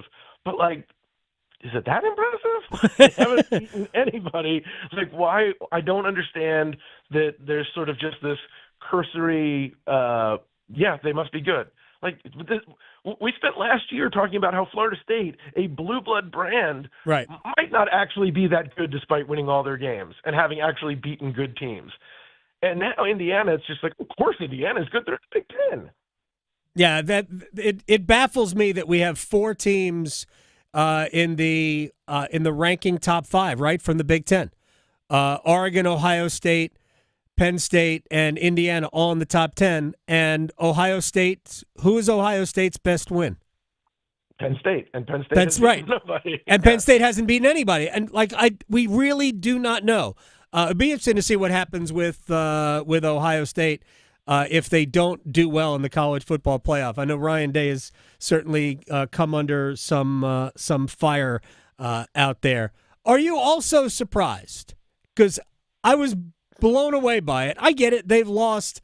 They lost at Ole Miss and they lost at Alabama. That Georgia. First of all, when Paul Feinbaum called it a travesty, I looked at the calendar. I'm like, we're 3 weeks away from this ranking mattering at all. Nothing is a travesty at this point. I think that the committee has just said, well, who cares? It's the second week of the playoff, the fake brackets. Let's have some fun. I believe they do it that way. Yeah, I mean, when we were in the 4-team era, they basically ranked their top 6 and then threw everything into a hat and pulled out names, because it didn't matter. And that's, I think, largely where this is too. Look, again, if Georgia's going to play Penn State, I'd probably have Georgia favored by at least a touchdown. We know this. That's, again, what you do on the field has to matter. You win your games or you lose your games, that has to matter. That has to be the number one metric. I hate to get too far away from that because I fully believe that you are what your record is.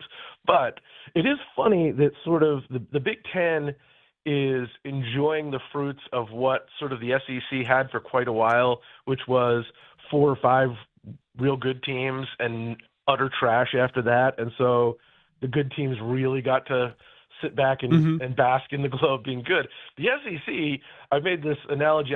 The SEC this year basically is like what the Pac-12 was before, except they don't have consequences or shame as a result of it. Like, we shamed the hell out of the Pac-12 for beating up on each other, but they're beating up on each other. Like, a 3-loss South Carolina is a really darn good football team, but it's, when you're playing, like, if you look at Bill Connolly's SP Plus metrics, 9 of the top 17 teams are SEC teams. You can argue with that. I'm not saying that, like, mark that down in stone, but it goes to show you half of that league is basically a top 25 caliber team. Yes. So every other game that you're playing is against the top 25 team. Nobody else has to deal with that. And so I'm not saying free passes for everybody in the SEC, but it is a really good league. And Georgia has 2 relatively close home losses to 2 top 10 teams, and we're like, not a playoff team. It's a weird dynamic to be making that argument. Yeah, and they have decided that Texas is the best SEC team. And they've played the fewest good teams. Right, exactly. It's just absolutely bizarre. Like, I give them credit for scheduling Michigan. You get credit for that. Right? Agreed. But and they housed Michigan. Right, and they did. But at the end of the day, as it turns out, Michigan isn't that good. So while you give them credit, and maybe that is benefit of the doubt territory, you can't give them that much credit for the win because it's against a team that isn't all that great. I don't give Penn State's best non-conference game is West Virginia. Indiana's best non-conference game is against Kansas, which was preseason in the top 25, but no good.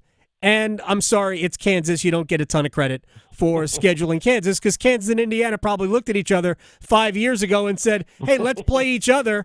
We'll get credit for win a game. That's right. We'll get credit for playing a Power 5 team back in the day. It's like when you schedule Duke and all of a sudden you go, oh my gosh, Duke's good.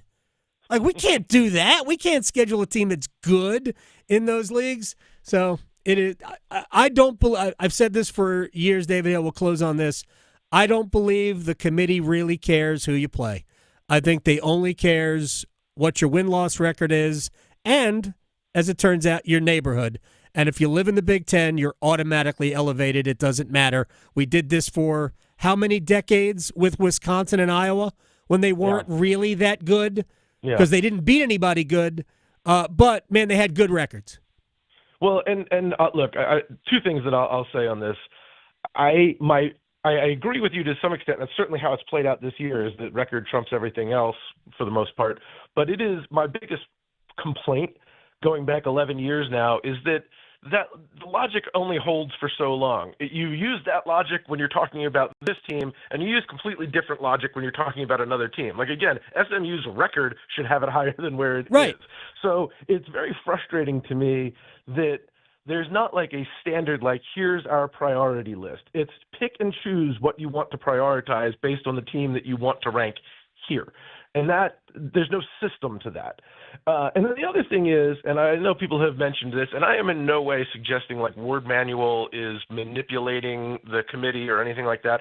Certainly Boo Corrigan didn't do it last year for FSU. He did not. But the bottom line is when you have acting ADs who have a vested interest in the success or failure of teams in their own conference because of the payouts for these games, like, there is a conflict of interest there, even when it's not the, like, that's my school, I work for that school conflict of interest.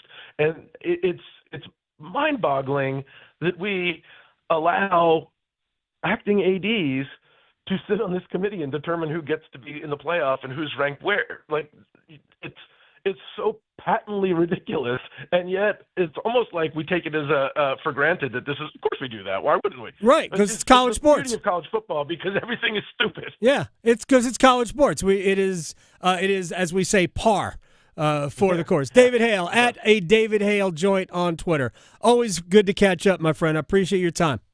Yes, sir. Good talking to you. You too. David Hale here on the Adam Gold Show. All right, are we ready? Are we ready for the best and the worst of the NFL? Oh, man, I'm fired up. Where do you want me to start? Ooh, well, I'm really interested in the bad, so maybe we should start with the good. Okay, we are going to start with the good. The good is not nearly as interesting. Oh, good. It really isn't. Good. Well, then we'll end with the bad. We'll start with number 5. We'll start with Pittsburgh at 7-2. Best wins on the road at Washington, on the road at Atlanta. Really? Yeah. That's one of the best. Yeah. On the road at Denver. Really? Wow. Yeah. They play Baltimore. Number 4 on this list is the Baltimore Ravens, who have more good wins, and by the way, are 7-3. Buffalo at home, Cincinnati on the road, Washington at home, Tampa Bay on the road. They actually swept the season series from the Bengals. So Baltimore is 4. Number 3 is Buffalo. 8-2 on the season. They're like the Penn State of this list. They really haven't beaten anybody. They are 8. They won at Seattle. They won at home against Arizona. Other than that, I think they've played the Jets like 6 times. Oh, yeah. So, but they are 8-2. Point differential of 97, and they will host Kansas City. We'll get to Kansas City in a second. Number 2 is Detroit. 8-1. At Minnesota, they won. At Green Bay, they won. At Houston. Their best work has come away from home. And those are the 2 the division wins on the road. That's a big deal to me. They host Jacksonville this weekend. And number 1 is Kansas City. Throughout all of their mediocre statistical play, and they are 9-0 and have a point differential of only plus 58. So think about this. You're 58 divided by 9. They're basically winning games by an average of 6 points. Right. And they're 9-0. That is not sustainable. No. There's an article on ESPN right now about, can the Chiefs go 17-0? Well, of course. They're 9-0. But the way they are playing, ugly. No, they're not going to go 9. There's a better chance that they go 12-5 than 17-0. Yeah. Now, I don't think they'll go 12-5 because I don't think they're going to go 3-5 the rest of the way. But they are figuring it out each week. And as I keep saying, I said it yesterday, the day before that, when you have the best quarterback and the best head coach and the best defense, not the best defense, but a great defense, yeah, it covers for a lot of other deficiencies that you may have. Helps a little bit. So I don't think this team, the way they are playing now, I don't think they can win the Super Bowl. Yeah. I don't think they'll represent the AFC. Playing this way, they do have to improve.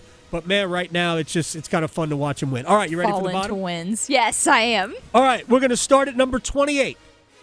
All right, we're going to go to the bottom. We're going to start at number 28.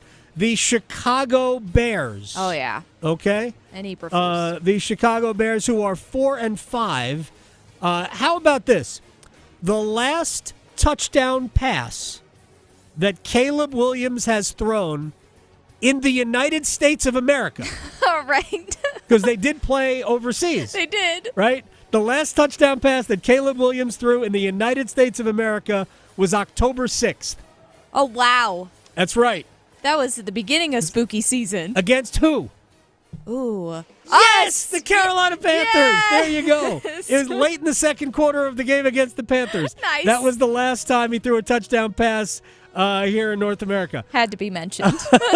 They host the Packers coming up this weekend. Number 29, the Jacksonville Jaguars, who are 2-7. They've lost to the Patriots. They beat the Patriots and beat the Colts. Those are their 2 wins.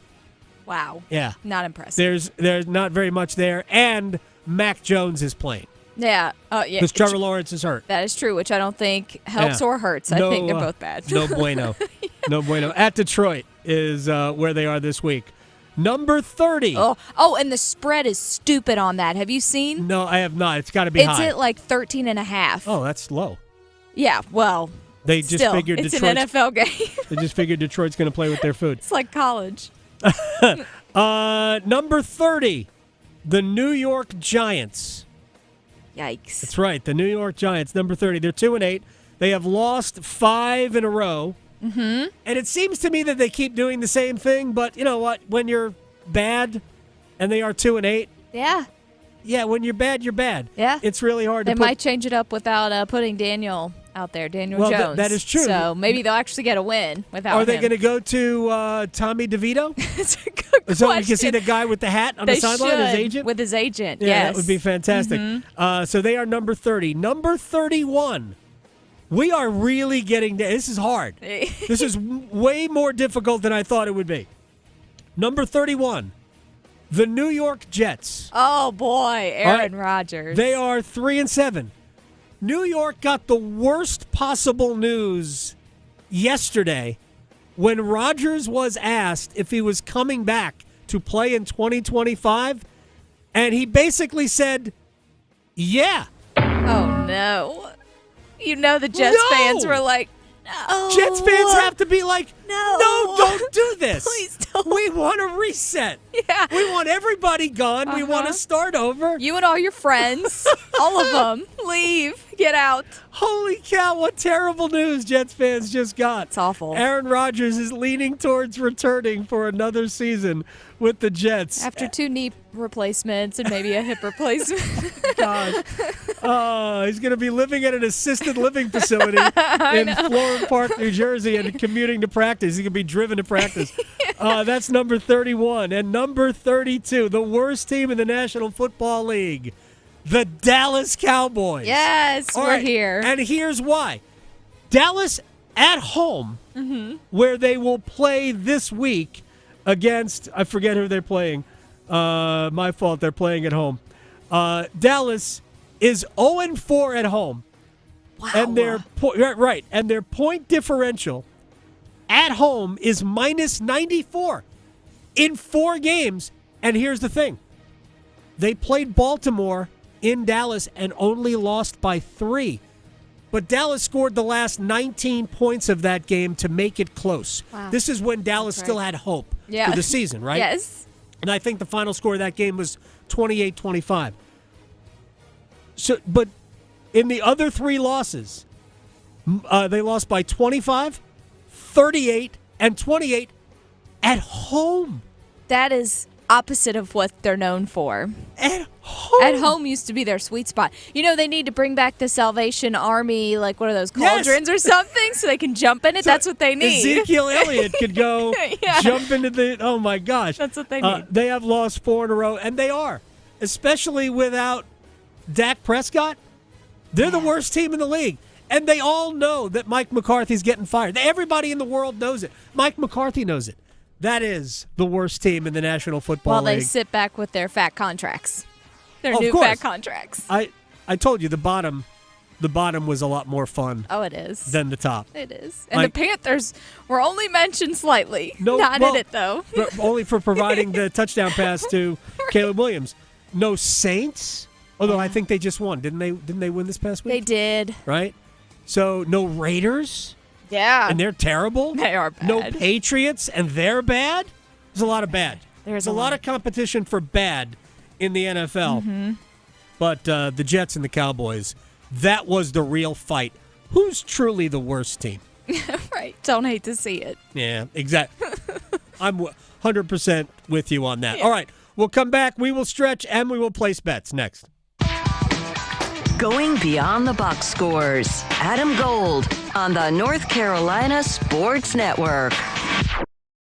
Week 11 of the NFL is about to start, and FanDuel, America's #1 sports book, is locked and loaded for this because right now, new customers can get $150 in bonus bets if your first $5 wager wins. Jaden Daniels, handsome. If you can bet on that, that's worth a $5 wager. That's an easy win because if you win that wager, you get $150 in bonus bets. Washington at Philadelphia. So build a parlay, have some fun, and maybe cash in at the end. FanDuel.com/AGS. Make every moment more this season with FanDuel. FanDuel.com/AGS. FanDuel is an official sportsbook partner of the NFL. 21 and over and present in North Carolina. First online real money wager only. $5 first deposit required. Bonuses issued as non-withdrawable bonus bets, which expire 7 days after receipt. Restrictions apply. See terms at sportsbook.fanduel.com. Gambling problem? Call 877-718-5543 or visit morethanagame.nc.gov. ACT Construction Equipment is proud to be your certified local Takeuchi dealer in Charlotte, Winston-Salem, Asheville, Wilmington, and Myrtle Beach. Takeuchi has long been a world leader in the compact construction industry. Let ACT Construction Equipment help you find the right machine for the job. Our full line of excavators, track loaders, and attachments are designed for low maintenance and high productivity. Visit us online at actce.com to schedule a demo. ACT Construction Equipment, your authorized Takeuchi dealer. According to the latest report on farmland loss in the United States, North Carolina ranks second in the nation in potential agricultural land lost by the year 2040.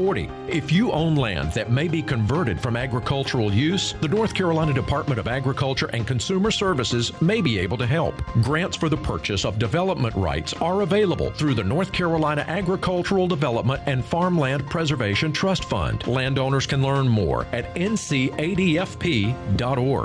When the power goes out, your life is disrupted. Heat, air conditioning, refrigeration, phones, all gone. Be prepared for the next outage with a Generac home standby generator. After sensing a power outage, a Generac generator automatically restores your home's power, whether you're home or away. Power your life with a Generac home standby generator. Act now for a free 10-year warranty on a Generac home standby generator. Terms and conditions apply. See more at alternativepower.com. Alternative Power, North Carolina's Generac experts.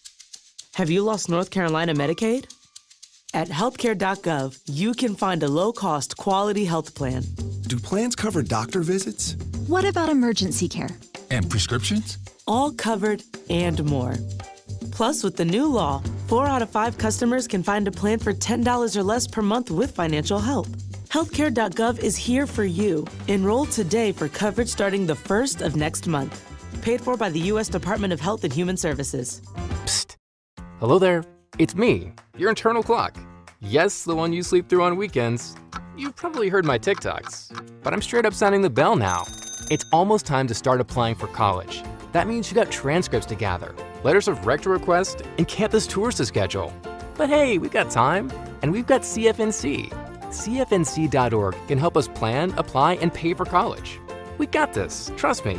Just visit CFNC.org to help us stay on time.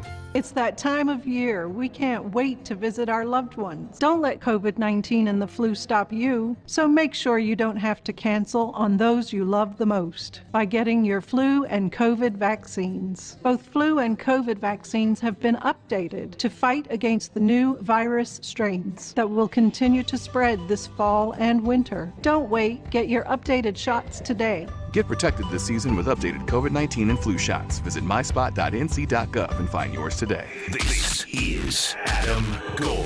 When the U.S. Space Force plays Air Force in the Military Bowl, then I will recognize the It'll be out of this world. The anthem. Sorry, I had to. The Adam Gold Show.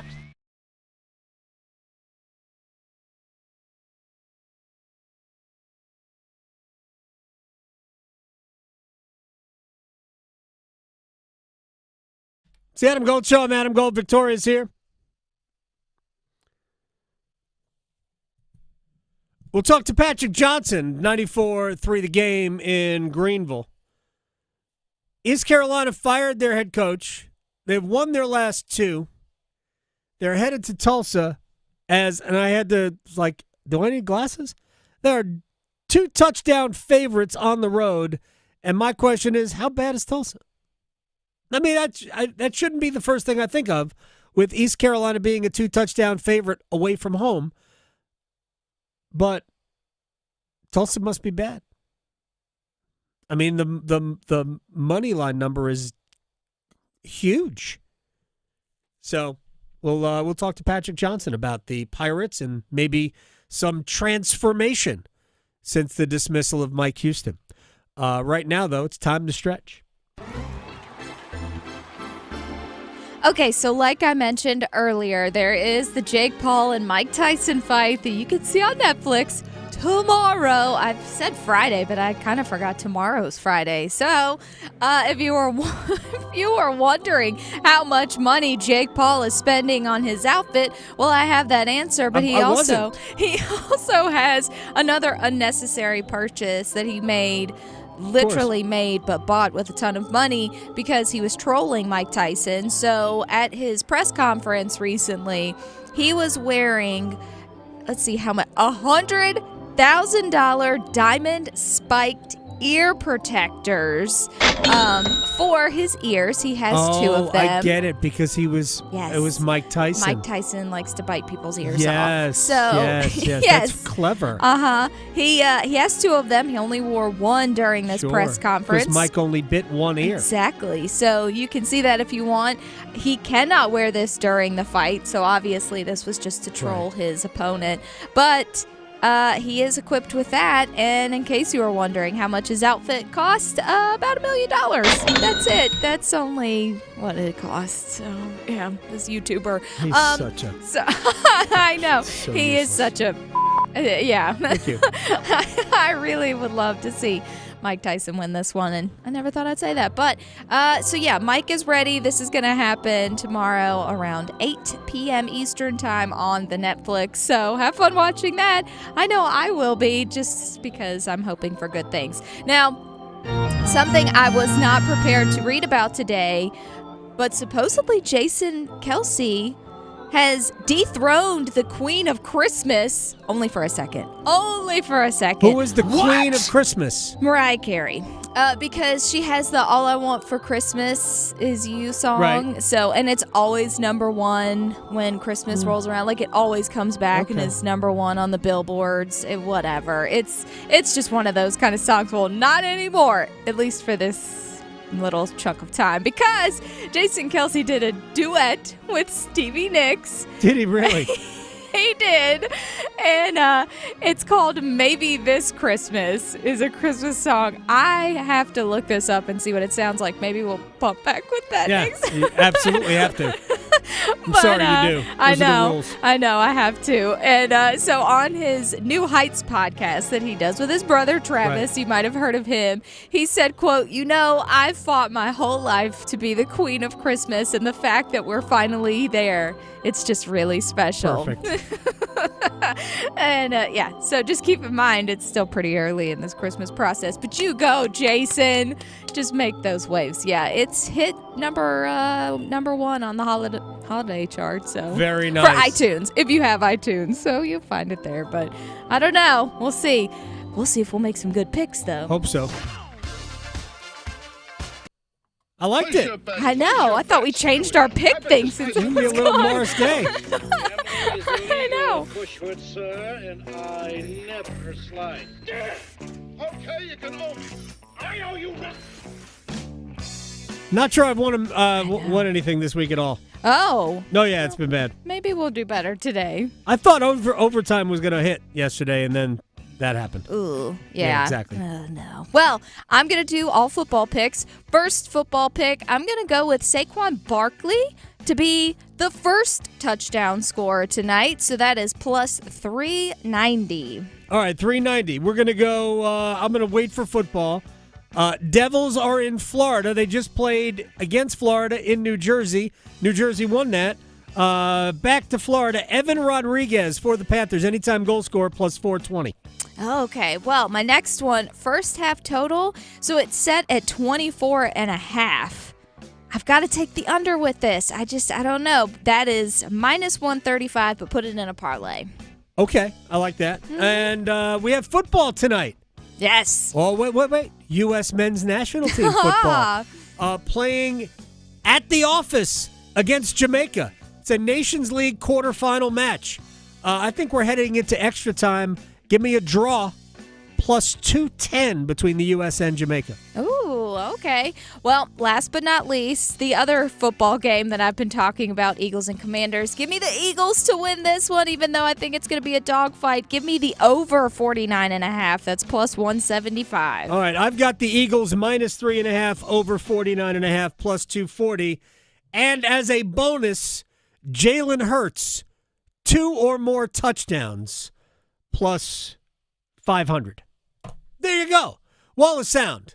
Coming up, you'll hear from Dion Sanders.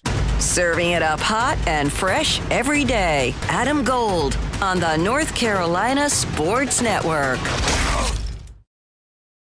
Adam Gold from my friends down at Diamonds Direct Crabtree. I have missed Barack. I have seen Barack. I have seen the showroom at Diamonds Direct Crabtree. And you know what? You know what's coming up. Santa is about to come down the chimney. And Santa wants to bring her a little box. A little nice box with shining things in it. Sometimes they're colored gemstones. Sometimes they're just flat diamonds. They are incredible. And at Diamonds Direct Crabtree, you're going to pay less than you're going to pay anywhere else in the world for the highest quality diamond you can find. 20% less. Because there is no middleman markup. You're buying directly from the diamond manufacturers. You will save money, and a lot of money. Hey, I'm not made out of money, but that's where I go. Diamonds Direct Crabtree for her this holiday season on Glenwood Avenue in front of Crabtree Valley Mall in Raleigh. Martha was ready to switch to a career in IT. There's always a need for IT specialists, especially with AI coming out and cybersecurity. It's practically recession-proof. My Computer Career even provides job placement help. The career specialists, they're very helpful. They care about you as a person. You're not just a number to them. I would recommend My Computer Career wholeheartedly to anyone. Take the free career evaluation today. Become an IT pro in just months with zero experience at mycomputercareer.edu. Organize easy. Organize tough. Customize your work truck or van with upfit solutions from Van Products. Steel and aluminum shelving, toolboxes, data files, cabinets, drawers, conduit carriers, ladder racks, everything safe and secure. Everything built as unbreakable as you by Adrian Steel. Backed by the best warranty in the business. 3 years, 36,000 miles. Everything custom installed by Van Products so you know it's done right. From a single work rig to a fleet, choose custom installed upfit solutions from Van Products. It's bow time. It's not just football season. It's tailgate season. And that includes every kind of football, whether it's got goalkeepers or goalposts. The kick is good! Because it doesn't matter where or how you tailgate. When you've got crispy chicken and fluffy buttermilk biscuits from Bojangles, your tailgate is better than great. It's legendary. Head to Bojangles and order your tailgate box with boldly seasoned chicken, fixins, biscuits, and legendary iced tea today. It's bow time. Planning a tailgate? Then it's bow time. Bojangles has everything you need for the perfect tailgate, no matter how many fans you're trying to feed. There's the original tailgate, the super tailgate, and for a really big crowd, the jumbo tailgate special. And if you like your chicken off the bone, choose the Supreme's tailgate special that includes 12 perfectly seasoned tenderloin fillets. So grab the tickets, get that Bojangles tailgate special, and go. It's bow time. From the Canes to the Panthers to all of the college sports in the Triangle, we cover it all on the Best of the Drive with Tim Donnelly podcast. Brought to you by Coach Pete at Capital Financial Advisory Group. Visit us at capitalfinancialusa.com. Lowe's knows you want to get even more value for the holiday. That's why as a MyLowe's Rewards member, you get new member deals on holiday decor, tools, and more. And you earn points when you shop. More points equal more rewards to help you save on holiday and more. Not a member? Join for free today at Lowe's.com/MyLowe's Because Lowe's knows deals. Program subject to terms and conditions. Points are awarded on eligible purchases. See Lowe's.com/terms for full details. Subject to change. This hour of the Triangle Sports Leader is powered by Ritchie Law Firm, injury lawyers. Ritchie Law is on top of it. Go to RitchieLaw.com. That's RitchieLaw.com. WCMC HD1 Holly Springs. Take us with you on radio, web, app, Alexa, and YouTube. 99.9 The Fan, the Triangle Sports Leader. This is the Adam Gold Show on the North Carolina Sports Network. 3rd and 6, pass end zone going up. Juice Wells makes the catch.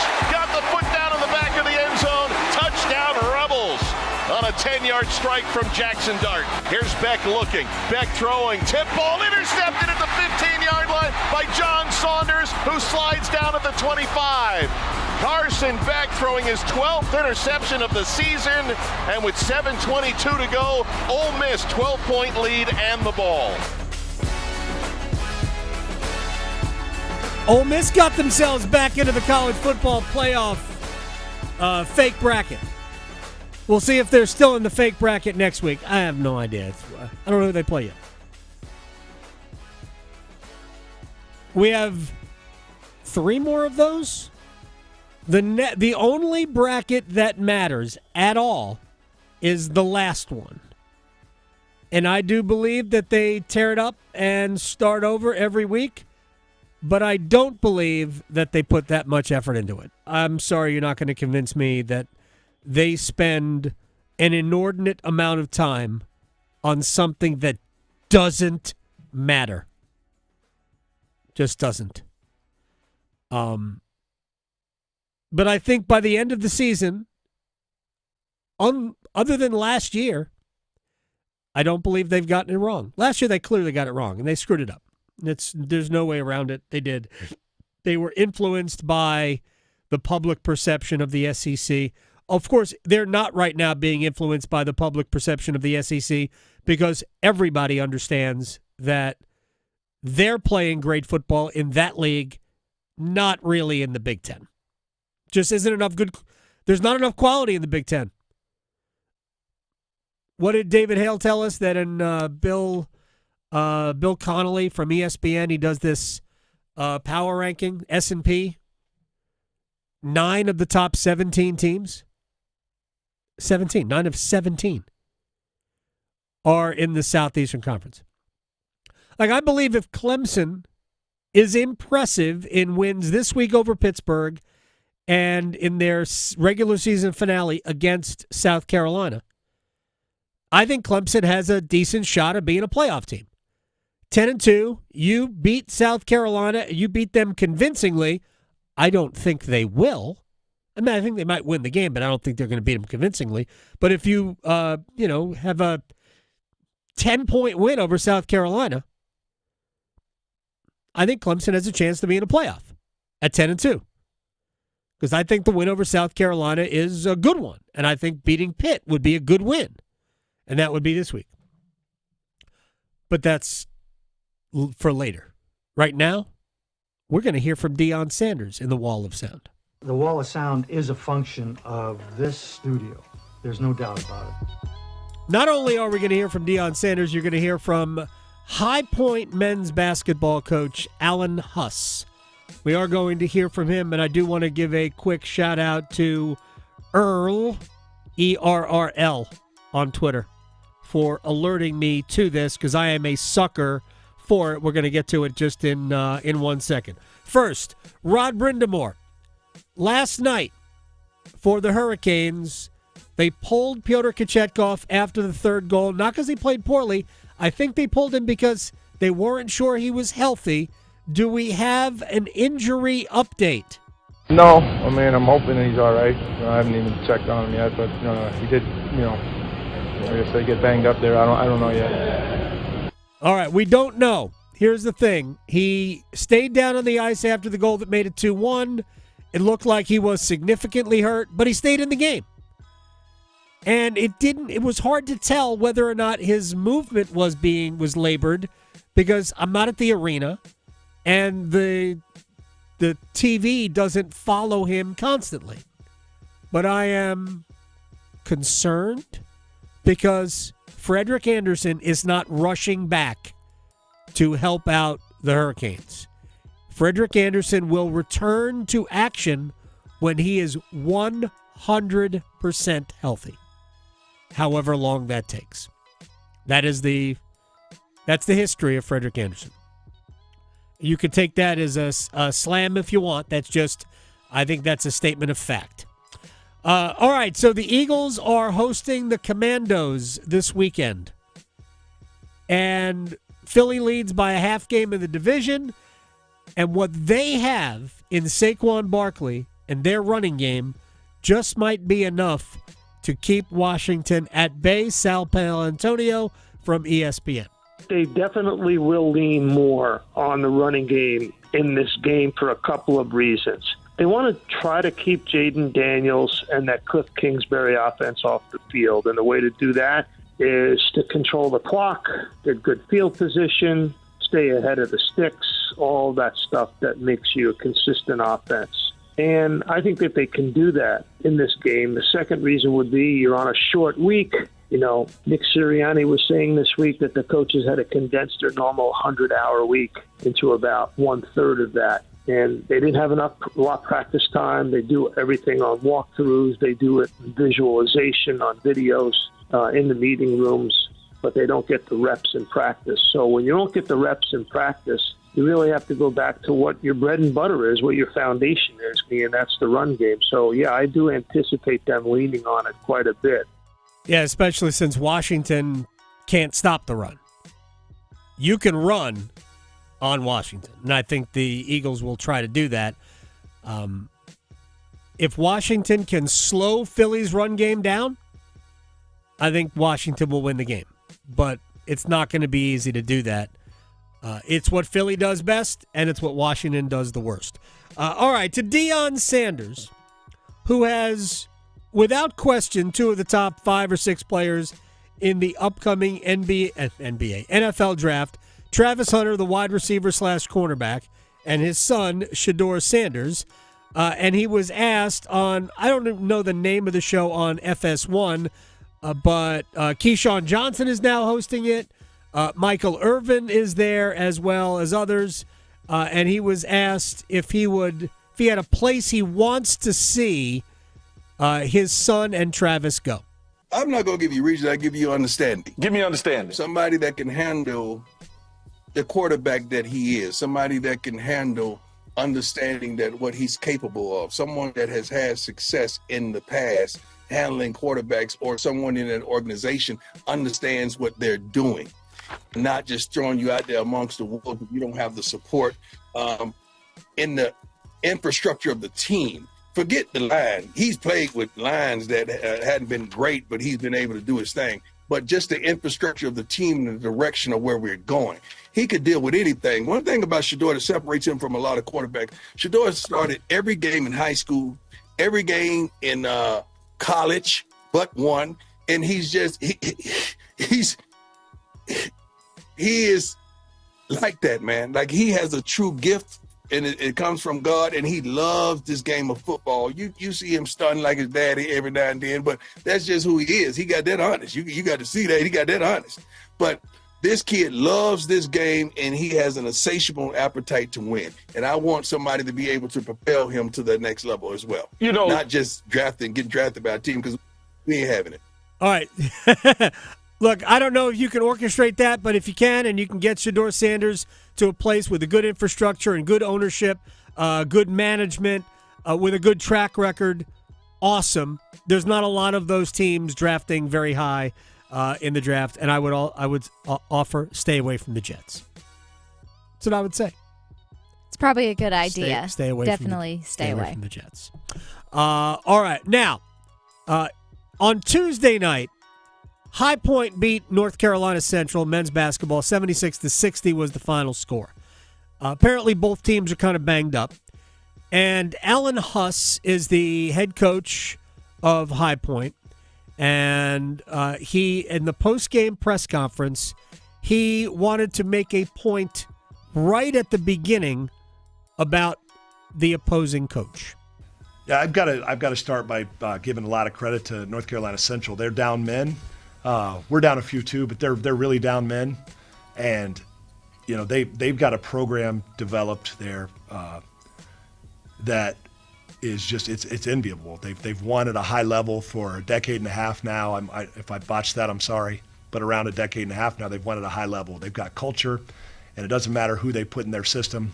That's a well-coached team. That's a team that understands what they're trying to accomplish on both ends of the floor. They execute their stuff offensively. They, they're extremely disruptive on the defensive end. And I got to tell you, like, I'm really happy to have this game over because they are really, really difficult to play against. And I'm going to tell you, when they get healthy, their full strength here, when they get into their conference schedule, they're going to be a handful. That's what well-coached teams look like. I know one when I see them, and I was just really impressed. Hats off to their staff and their players for competing the way they did. That's Alan Huss. I am a sucker for that kind of stuff. Yeah. Right in my veins. Classy.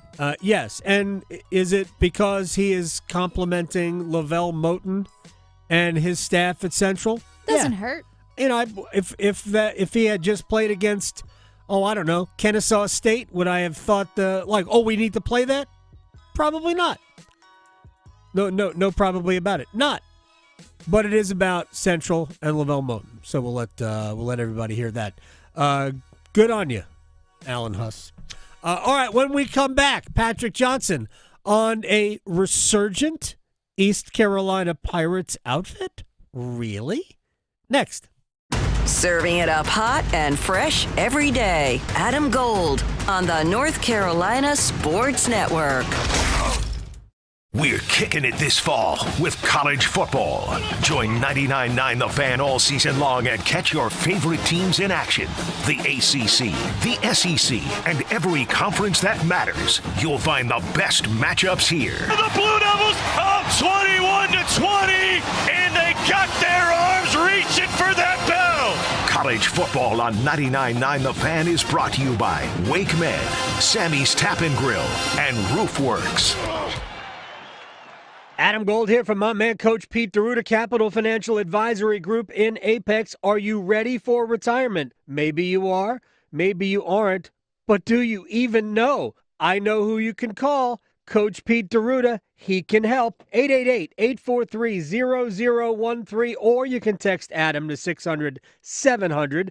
Same difference. The second part, you don't have to deal with a human being until you get to Coach Pete. And by the way, he is the best in the world at retirement planning. I said so. Here's the other thing you need to know. I'm not sure you're aware. We had an election not that long ago, and we're going to have a change in administrations. How will that impact your retirement planning? Coach Pete can help. He will customize a retirement plan for you free of charge. To your friend, it's going to cost $1,000. I'm saving you $1,000 because I know Coach Pete, and now you know Coach Pete. 888-843-0013, or text Adam to 600-700 for Coach Pete DeRuta. 'Tis the season for family and friends. 'Tis the season for gifting.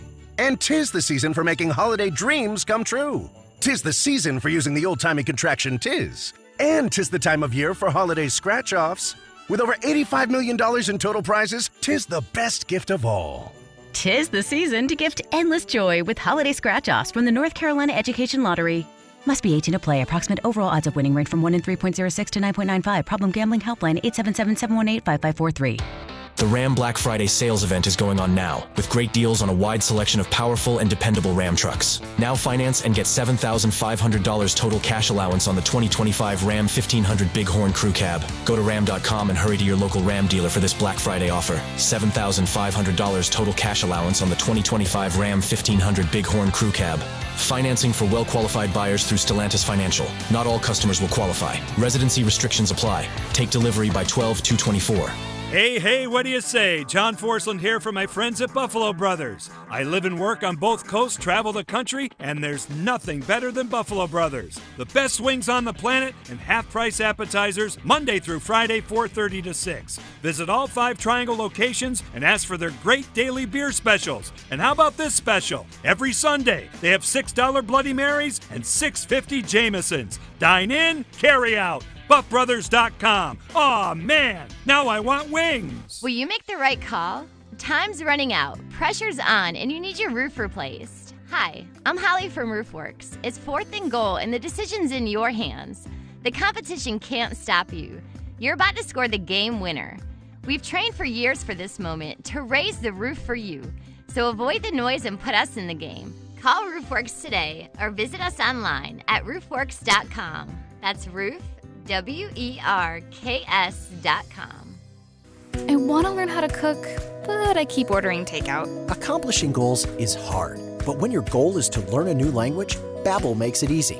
In just 15 minutes a day, Babbel will help you start having conversations in as little as 3 weeks. Words and phrases you'll actually use. So when someone asks, How's your French going? you can say, Babbel facilite grandement l'apprentissage d'une nouvelle langue. now try Babbel for free at Babbel.com. That's BABBEL.com. Babbel.com. This is Adam Gold. Yeah, but he's real patient, like he Right. said in his interview today. In all other aspects of life. Yes. If he's in line at the drive-thru and it's taking a long time, Right. he will not ram the car in front of him. Exactly. Someone's pressing his shirt. He will wait 30 seconds for it to be crisper. The Adam Gold Show.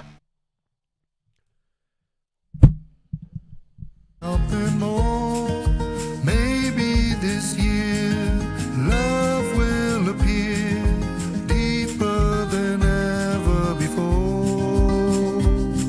And maybe forgiveness will ask us to call someone we love, someone we've lost for reasons we It's the Adam Gold Show. I'm Adam Gold. You found the Jason Kelsey Stevie Nicks track. I did. I'm going to say something that is either flattering or not flattering, depending on your perspective here. I can't tell the difference between the two. I know. Oh, Stevie. Yeah. The harmonizing there wasn't terrible. No, it's not bad. The harmonizing between Jason Kelsey and Travis and what's her name? It's Stevie Nicks. Exactly. I know. It's not bad. It almost feels like an old school country song. Oh, yeah. Yeah. So somebody on YouTube that's watching us, Richard, he likes this song. He was listening to the seventh inning.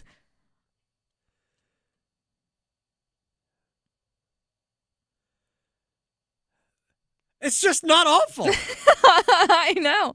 It's not bad. Travis, it's calming. Jason Kelsey. Number 1 on iTunes right now. Kicking Mariah Carey right out. You know what? Good. Good for him. Good. He's the new queen of Christmas. I love this. Oh my gosh. Oh, I love it. I am a huge fan of both Kelsey brothers. I know. They are they are unique. Mm-hmm. They are filled with personality. Jason actually has more personality than Travis. Travis might have more comedic flair. Yeah. I think Travis really has a knack for that. But you know what? I could see it with Jason too. I feel like now that he's retired, he's letting it out. And I find it hilarious that one of the Kelsey brothers can be dating Taylor Swift, and the other one is more popular than that. You know what? This. You're not wrong. You're not wrong. That was very good. All right, a couple of weeks ago, East Carolina dismissed head coach Mike Houston, and suddenly, although I think I know why, the Pirates' offense has kicked on. They have won 2 in a row. They are 1 win away from bowl eligibility, and tonight will play in Tulsa as 2 touchdown favorites. What? Patrick Johnson, 94.3 The Game in Greenville, is joining us here on the Adam Gold Show. All right. I mean, I realize they played arguably the 2 worst teams, or 2 of the worst teams, in the American Athletic Conference in Temple and Florida Atlantic, and a contender for that, the Tulsa Golden Hurricane, is tonight's opponent. But is there something different about the Pirates the last couple of games? I want to know, first of all, that song, Woof. No, what do you mean, woof? What do you mean, woof? Awful. What do you mean, why? So How do you say that about bad. Jason Kelsey? I'm sorry. I respectfully agree to disagree. Woof. Gosh. I'm not even sure we can continue. Second of all, what do you think is different? I kind of want to hear what you have to say. Oh, no. I mean, look, they're scoring. Okay. Here's what appears to me, and this is sort of a blanket. You can apply this to anywhere. When you know that there is a lot of pressure on the head coach, and as a player, you can sense that, and it impacts the way you play because you're trying so hard to, whether it's to save somebody's job, save your spot on the roster, on the depth chart. It becomes more difficult to perform, and maybe just the relaxation that, all right, all of that's over. All expectations are out the window. We're not playing for anybody's job right now. Blake Harrell's, I don't know if he's going to get the job or not. Probably not. John David Baker, maybe the whole staff is gone. But now it's like the pressure is off, and I do think the competition has something to do with it. Well, the competition has a lot to do with it. But I mean, here's the thing, Adam. Had Mike Houston stayed on, they probably would have won those games, but they wouldn't have probably been scoring these kind of points. I just think his mentality was so conservative, run the football, which, at East Carolina, you're not made it really constructed to do that. They didn't go out and they weren't a shopper in the portal for offensive linemen. Right. And and win it with your defense. Well, I mean, it's an offensive game, as we know, Adam. Right. So, I think what is happening is there is a looseness about the team. They're letting it ride.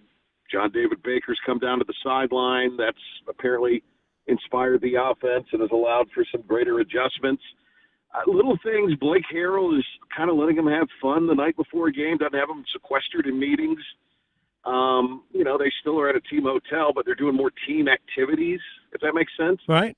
They don't come out by position group or trickle out to the practice field. They do their team or position meetings, and then they do a big team meeting, then they go out as a team to the practice field. So there's just more of a sense of, all for one and one for all maybe than existed before. And what you said, a lot of it, too, was spot on. I think there was just a lot of pressure, self-induced, but also I think just the kind of shadow that Houston was casting over this thing with the pressure he was kind of putting on himself, the pressure that, he felt he was under. I think all of that kind of blanketed this program for the beginning of the year, and they look like a totally different team now. It'll be interesting tonight, Adam. This is the first road game. Yeah. For Blake Harrell. A little easier to do this at home when you, in some respects, and you've had a week off in between the two games. And now, a shortened week, even though they played last Thursday, and you go on the road. I'm really anxious to see how they come out tonight because there are more people statewide listening to the Adam Gold Show than will probably be in the stands tonight in Tulsa. Well, maybe I'd love to see about 50,000 people in Tulsa. That would be very comforting.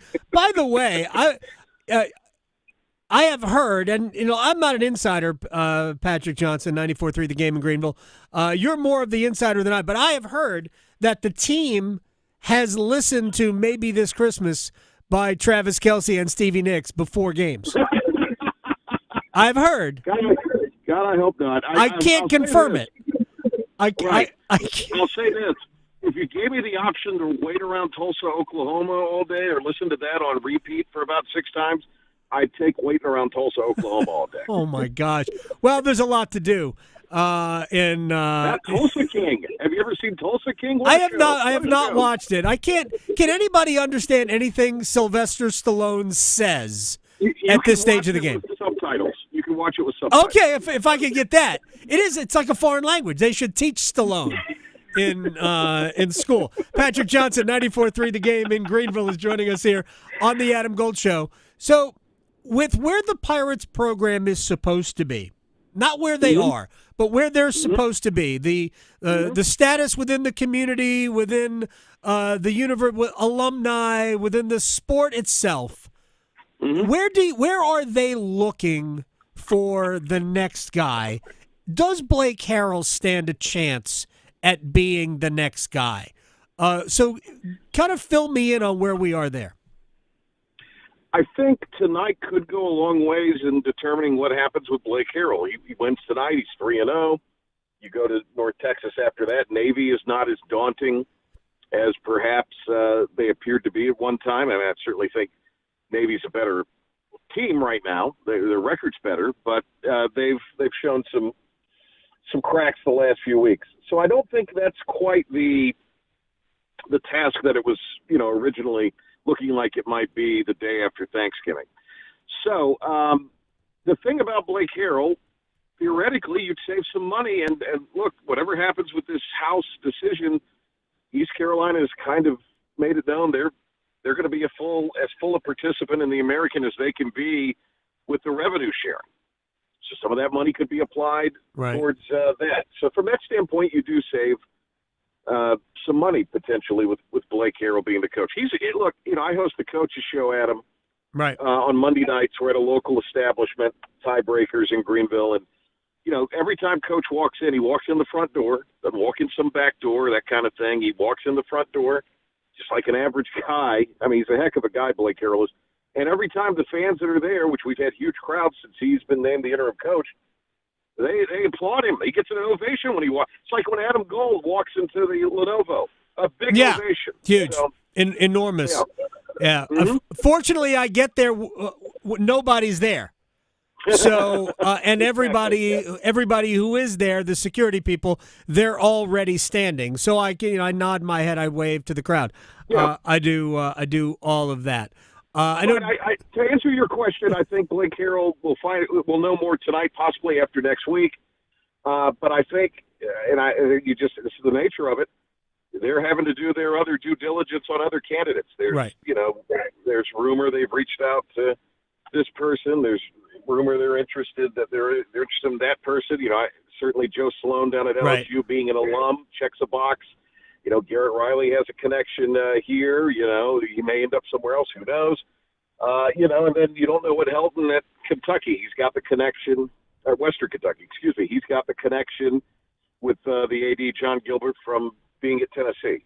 So there's a little bit of that that's out there as far as names, and that's been a tight one. Our friend Stephen Igo, my colleague Igo, we're going to talk to him. We're actually doing our pregame show early today in about 30 minutes, so after the Adam Gold show on 94.3. Oh, look at this. What a lead-in.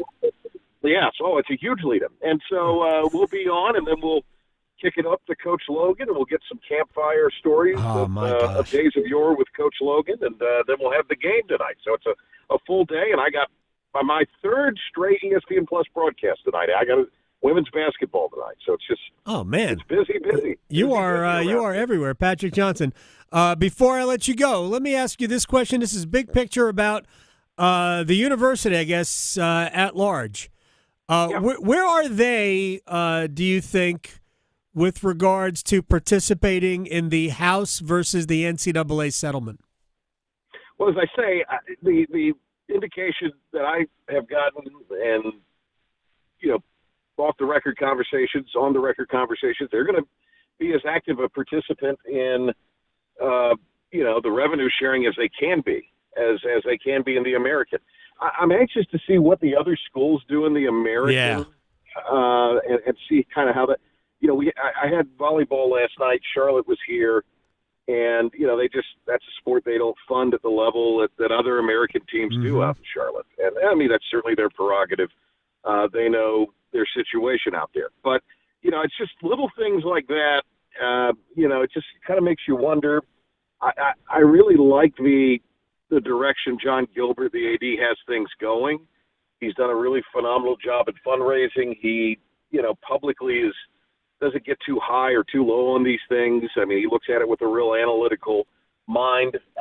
And look, the Chancellor, Stephen Rogers here, or Philip Rogers, Philip Rogers, the Chancellor, a Greenville native originally, and is a huge sports fan. So from that standpoint, he's all in. The AD's all in. I know the Board of Trustees are all in. They'll do what they can do. They're going to be able to do what somebody in the ACC would be able to do. Certainly not. But, they're going to be as active a participant in that as they can be. But, I mean, nobody really knows right now. Yeah. Nobody knows. And that's sort of the thing. They've been robust in their team Boneyard NIL. They're working on that right now. I'm not saying this was the reason Mike Houston was dismissed when he was, but, certainly the NIL boosters had spoken. They were not happy with giving any more money for what they were seeing. And so I'm sure that factored into the thing. So, yeah, it's kind of where we are with this, and it's a wait and see game is ultimately what happens with House, but it's the rev share and all of that. That's a big thing, Adam, and all indications are East Carolina is going to be able to participate. At what level, we will see, but I think they're going to try to be as strong in the American with that as they possibly can be. Yeah, the what people need to remember is that the 21 or 22 million is a cap. It's not you must, and it'll be interesting to see what schools, at East Carolina's level, either within their conference or even at their level in other conferences. Like, it'll be interesting to see, is Duke or Wake Forest going to contribute all the way to that $20 million threshold? That's we don't know. Yeah, it's a story for another day. But I mean, in the ACC, what's BC going to do? Right. What's Pitt comfortable with? I mean, there's and look, I get a lot of NC State, calls and texts and emails and what have you, messages. I wouldn't say that's a slam dunk. They're going to go in 22. But I mean, that's people don't understand. That's a huge bite. That's a huge, and it's recurring, Adam. Right. The same thing with this NIL. It's all recurring. Yeah, it is. It's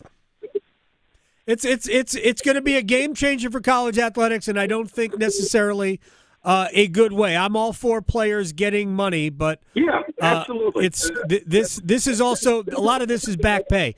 Patrick Johnson, 94.3 The Game. It is. A lot of it is back pay, and you are back pay the wrong guys. They need to back pay the guy from the '80s with nothing. Right. It's crazy. You're on the air in 28 minutes, so say hi to Coach Logan for me. Say hi to Stephen Igo for me, and I will talk to you soon. All right. Thank you, Adam. Patrick Johnson. We should have played Jason Kelsey and Stevie Nicks under that entire conversation. Oh, yeah, just on repeat. Can you believe the gall, the audacity? The disrespect. I know. Like, I just don't think this is that bad. I don't think it's bad. It wouldn't be my first choice. Right. That's the thing. You're not saying it's your favorite. You're just saying it doesn't stink. Right. Mm-hmm. It's not like Jason Kelsey and Travis Kelsey singing. Exactly. I wouldn't listen to that duet. No, not at all. But you could be baking cookies.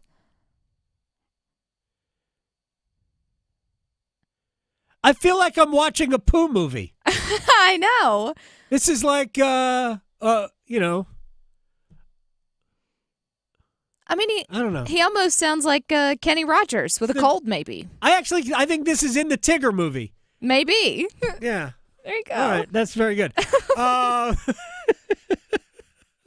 That is fantastic. Oh, all right, when we come back, we'll get into a rewind. We talk college football with David Hale. What's going on at North Carolina?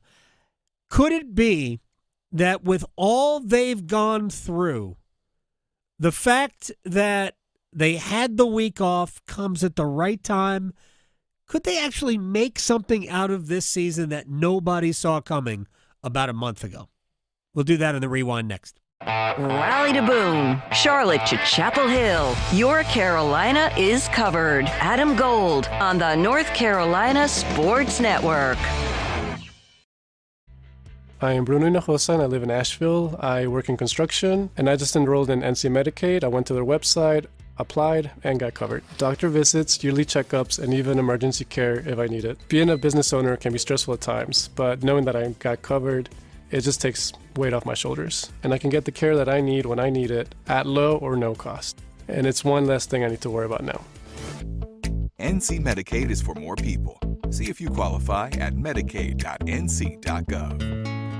Open enrollment for health insurance is here, but don't worry. North Carolina Farm Bureau Insurance has you covered for all your health insurance needs, including Medicare. And with offices in every county, a trusted, experienced agent is just around the corner, ready to help find a plan that's right for you. Visit ncfbins.com or stop by your local office today. North Carolina Farm Bureau Insurance, helping you is what we do best. A According to the latest report on farmland loss in the United States, North Carolina ranks second in the nation in potential agricultural land lost by the year 2040. If you own land that may be converted from agricultural use, the North Carolina Department of Agriculture and Consumer Services may be able to help. Grants for the purchase of development rights are available through the North Carolina Agricultural Development and Farmland Preservation Trust Fund. Landowners can learn more at ncadfp.org.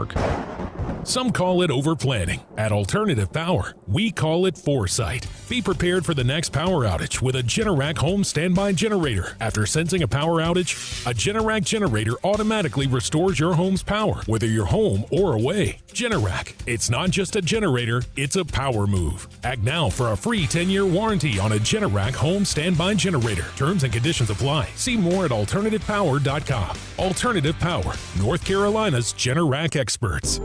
Did you and your family lose North Carolina Medicaid and need health coverage? Check this out. You may be eligible to enroll in a low-cost health plan at healthcare.gov. With the new law, 4 out of 5 customers can find a plan for $10 or less per month with financial help. Healthcare.gov offers quality plans that cover doctor visits, prescriptions, emergency care, and more. Healthcare.gov is here for you. Enroll today for coverage starting the 1st of next month. Paid for by the U.S. Department of Health and Human Services. Hello there, it's me, your internal clock. Yes, the one you sleep through on weekends.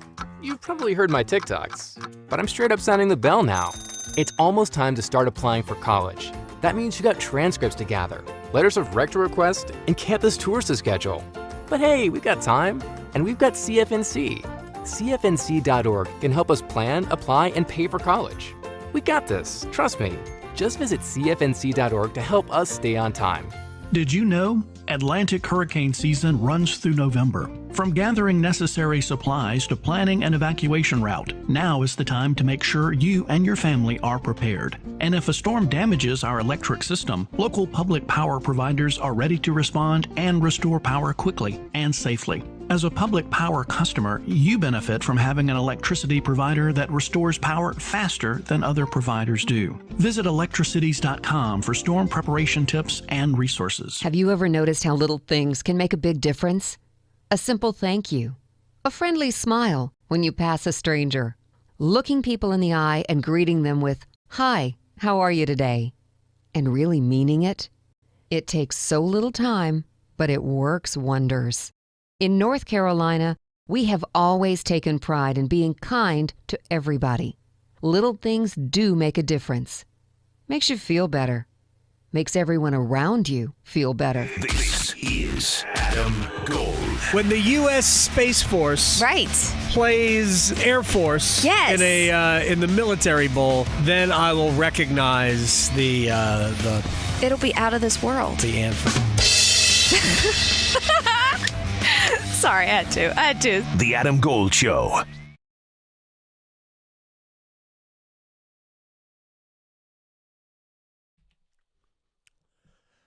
It's the Adam Gold Show. I'm Adam Gold. Victoria's here. Lee Sterling will join us in about, 7 minutes.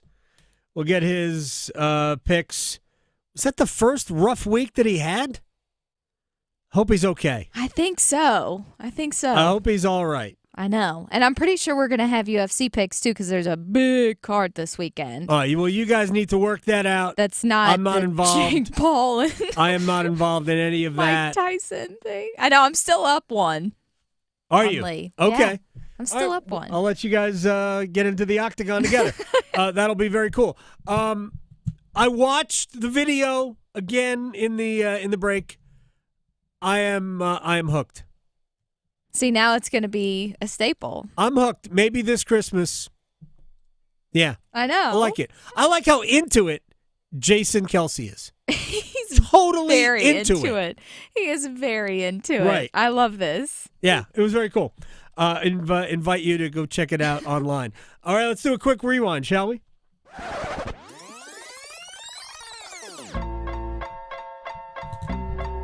David Hale from ESPN joined us. We talked college football playoff. And from an ACC perspective, there are two questions. And I'm going to start with, I guess, the second question, but it doesn't really matter, I guess. Does Clemson with 2 losses to the only 2 really good teams they played, Louisville and Georgia. Is there a path back? Is there a path to the playoff for the Clemson Tigers? Maybe, but they have 2 problems right now. One is that they don't have any good wins. Right. You know, the 2 losses are the only 2 good teams that they've played, statistically speaking. And then Pitt might have been a good win if they could win this game, and certainly there's no guarantees that they will, but Pitt has sort of fallen over its own shoelaces. So that doesn't really count. So now you're kind of hoping that the South Carolina game can be sort of a difference maker. Mm-hmm. Look, if Clemson's at 10-2 at the end of the year, if they have a win over South Carolina, and South Carolina is ranked at the time, which is still a big if, I think there's certainly a case because they've got the brand recognition that they'll be given sort of the benefit of the doubt. And a lot of the underlying advanced metrics, the SP Plus and stuff like that, are relatively high on Clemson. I just, from an observer standpoint, like they had a couple of games where the offense just clicked and everything looked easy. But aside from that, you've not really seen a complete game out of Clemson yet this year on both sides of the ball, and a lot of it has looked not pretty. And I don't know that we can give Clemson the benefit of the doubt that they've turned a corner when we've all lived through the last 3 years. All right. Now, the benefit of the doubt over the last 3 years is important. Because here's what we know from the college football playoff committee. Even though the committee changes, the committee mindset doesn't really change. And perception is enormous. And per the article that David Hale wrote about the anger index, if you strip names away from schools and just look at data, you find that the committee is swayed by attention, emotion, public perception, because they rate Colorado, in spite of far lower credentials than Arizona State and Iowa State, and they are essentially the same. In fact, they all play in the same conference. But they rate Colorado way better in spite of having significantly lower credentials. I wonder why that is. Could it be Colorado is ranked, has received that attention, has Dion Sanders, Shedeur Sanders, Travis Hunter, and Iowa State and Arizona State do not? I'm sure it's because of that. So we can't get away from the committee not necessarily stripping away everything and just looking at data, because I don't believe they do. One more thing.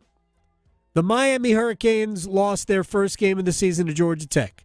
Theoretically, if this was in another league, they could lose their conference championship game, be 11-2, and still make the playoff. Might not happen in the ACC, and we talked about it.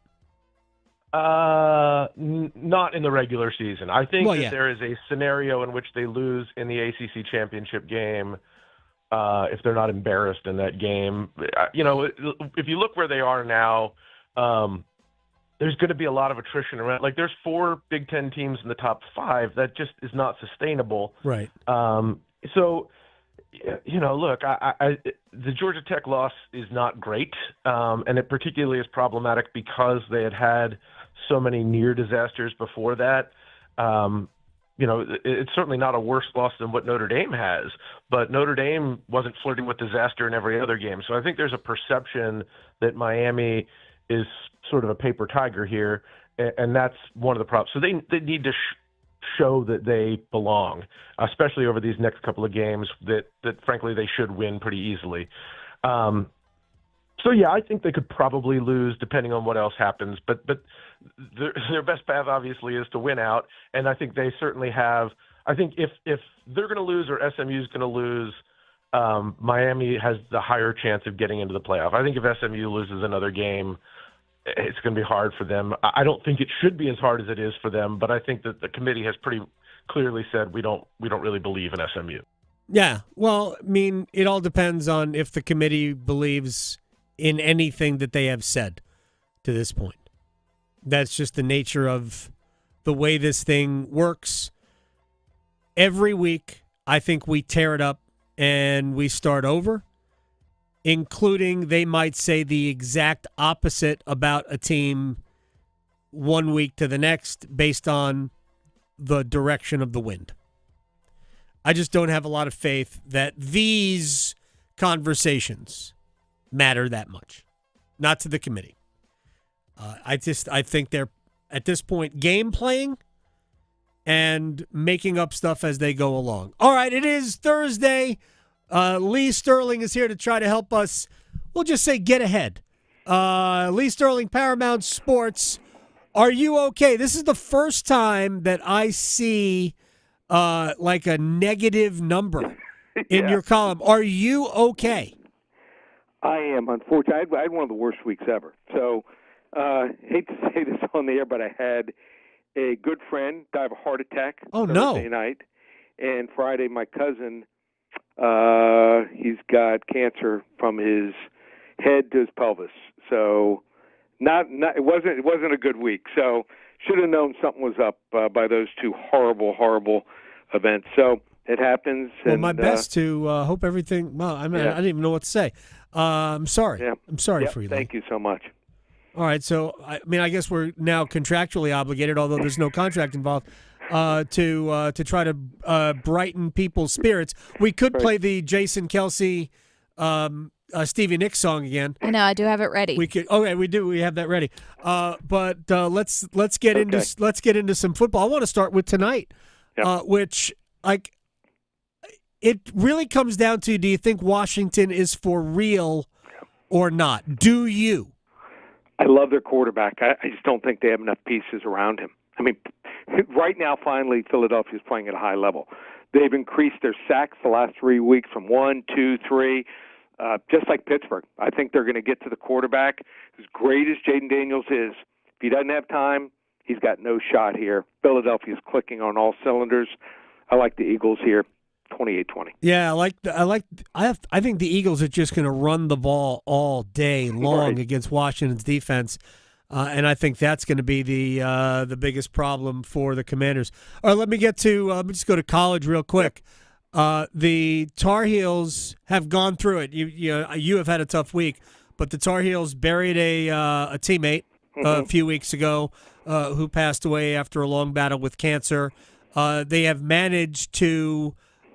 Coming out of that, win twice, then go into a bye week, and now they host Wake Forest against a Wake Forest team that is who knows what Wake Forest team is going to show up. I've seen good.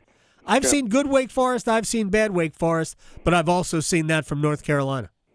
Here's the problem with Wake Forest. Hank Bachmeier is not the right fit for this option offense. I mean, you compare this to when Sam Hartman ran it, it's like night and day. Everything else has to go right. They've got to give him time. I mean, they're blowing things up.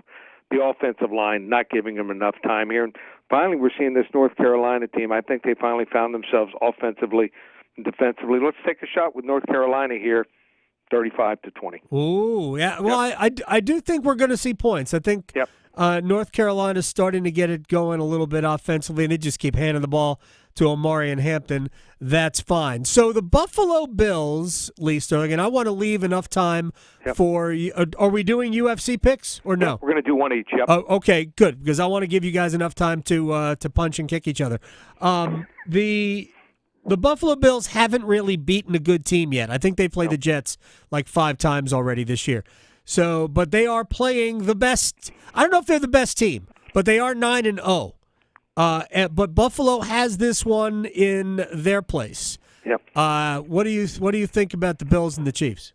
Well, the Chiefs, good teams find ways to win games. Yep. They found a little something even in the field goal try attempt, and they found a weakness there, and they exploited it. Patrick Mahomes, 14-3-1 as an underdog since he became the starter, and he's won the last 7 in that role here. Josh Allen will be without Keon Coleman and could be down Amari Cooper and Dalton Kincaid here. And I think the Buffalo defense is not even close to where they used to be. I'm going to take the points here. Buffalo, everyone's playing them. It's gone from Kansas City 1 to Buffalo minus 2.5. Wrong team favored. Kansas City straight up 24-21. 14-3-1 as an underdog. Yep. That is, and that's not against the number. That's outright winner, right?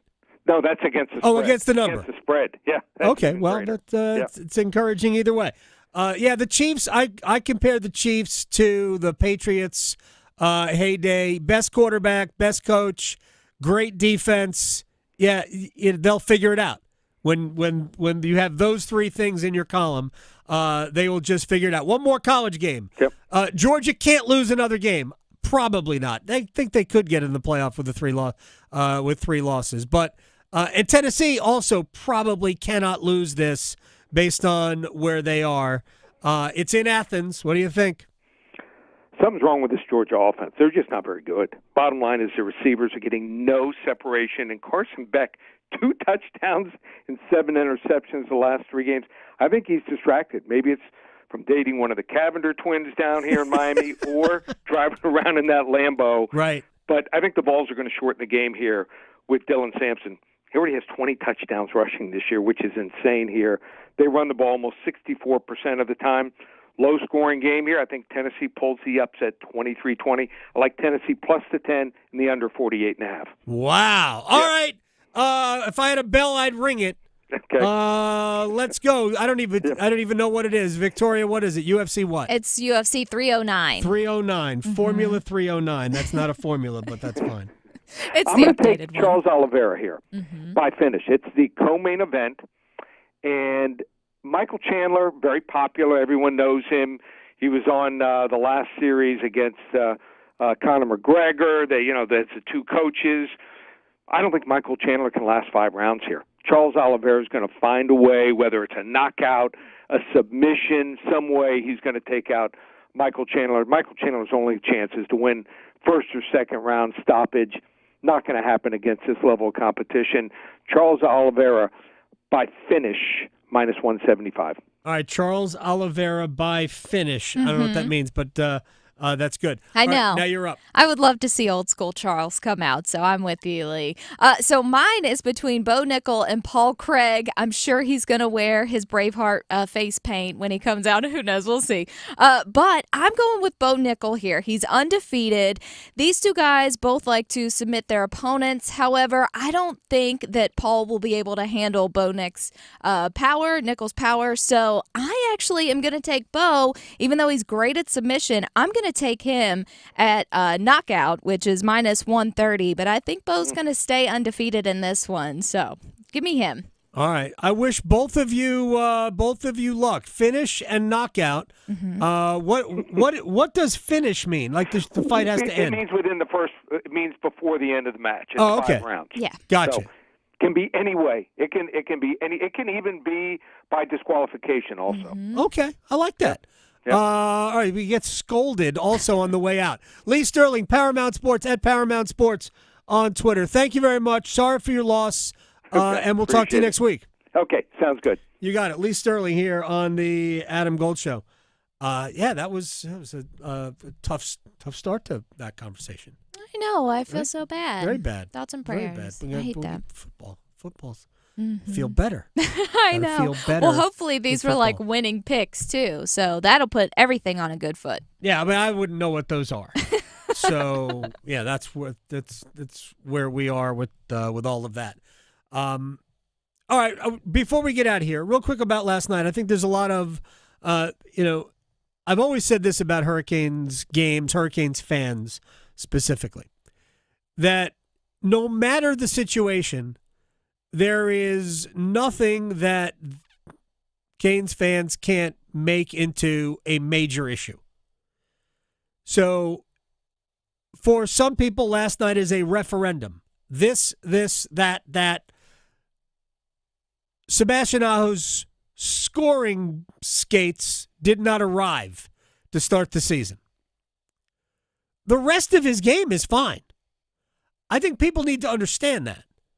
He is not playing poorly. He's just not scoring.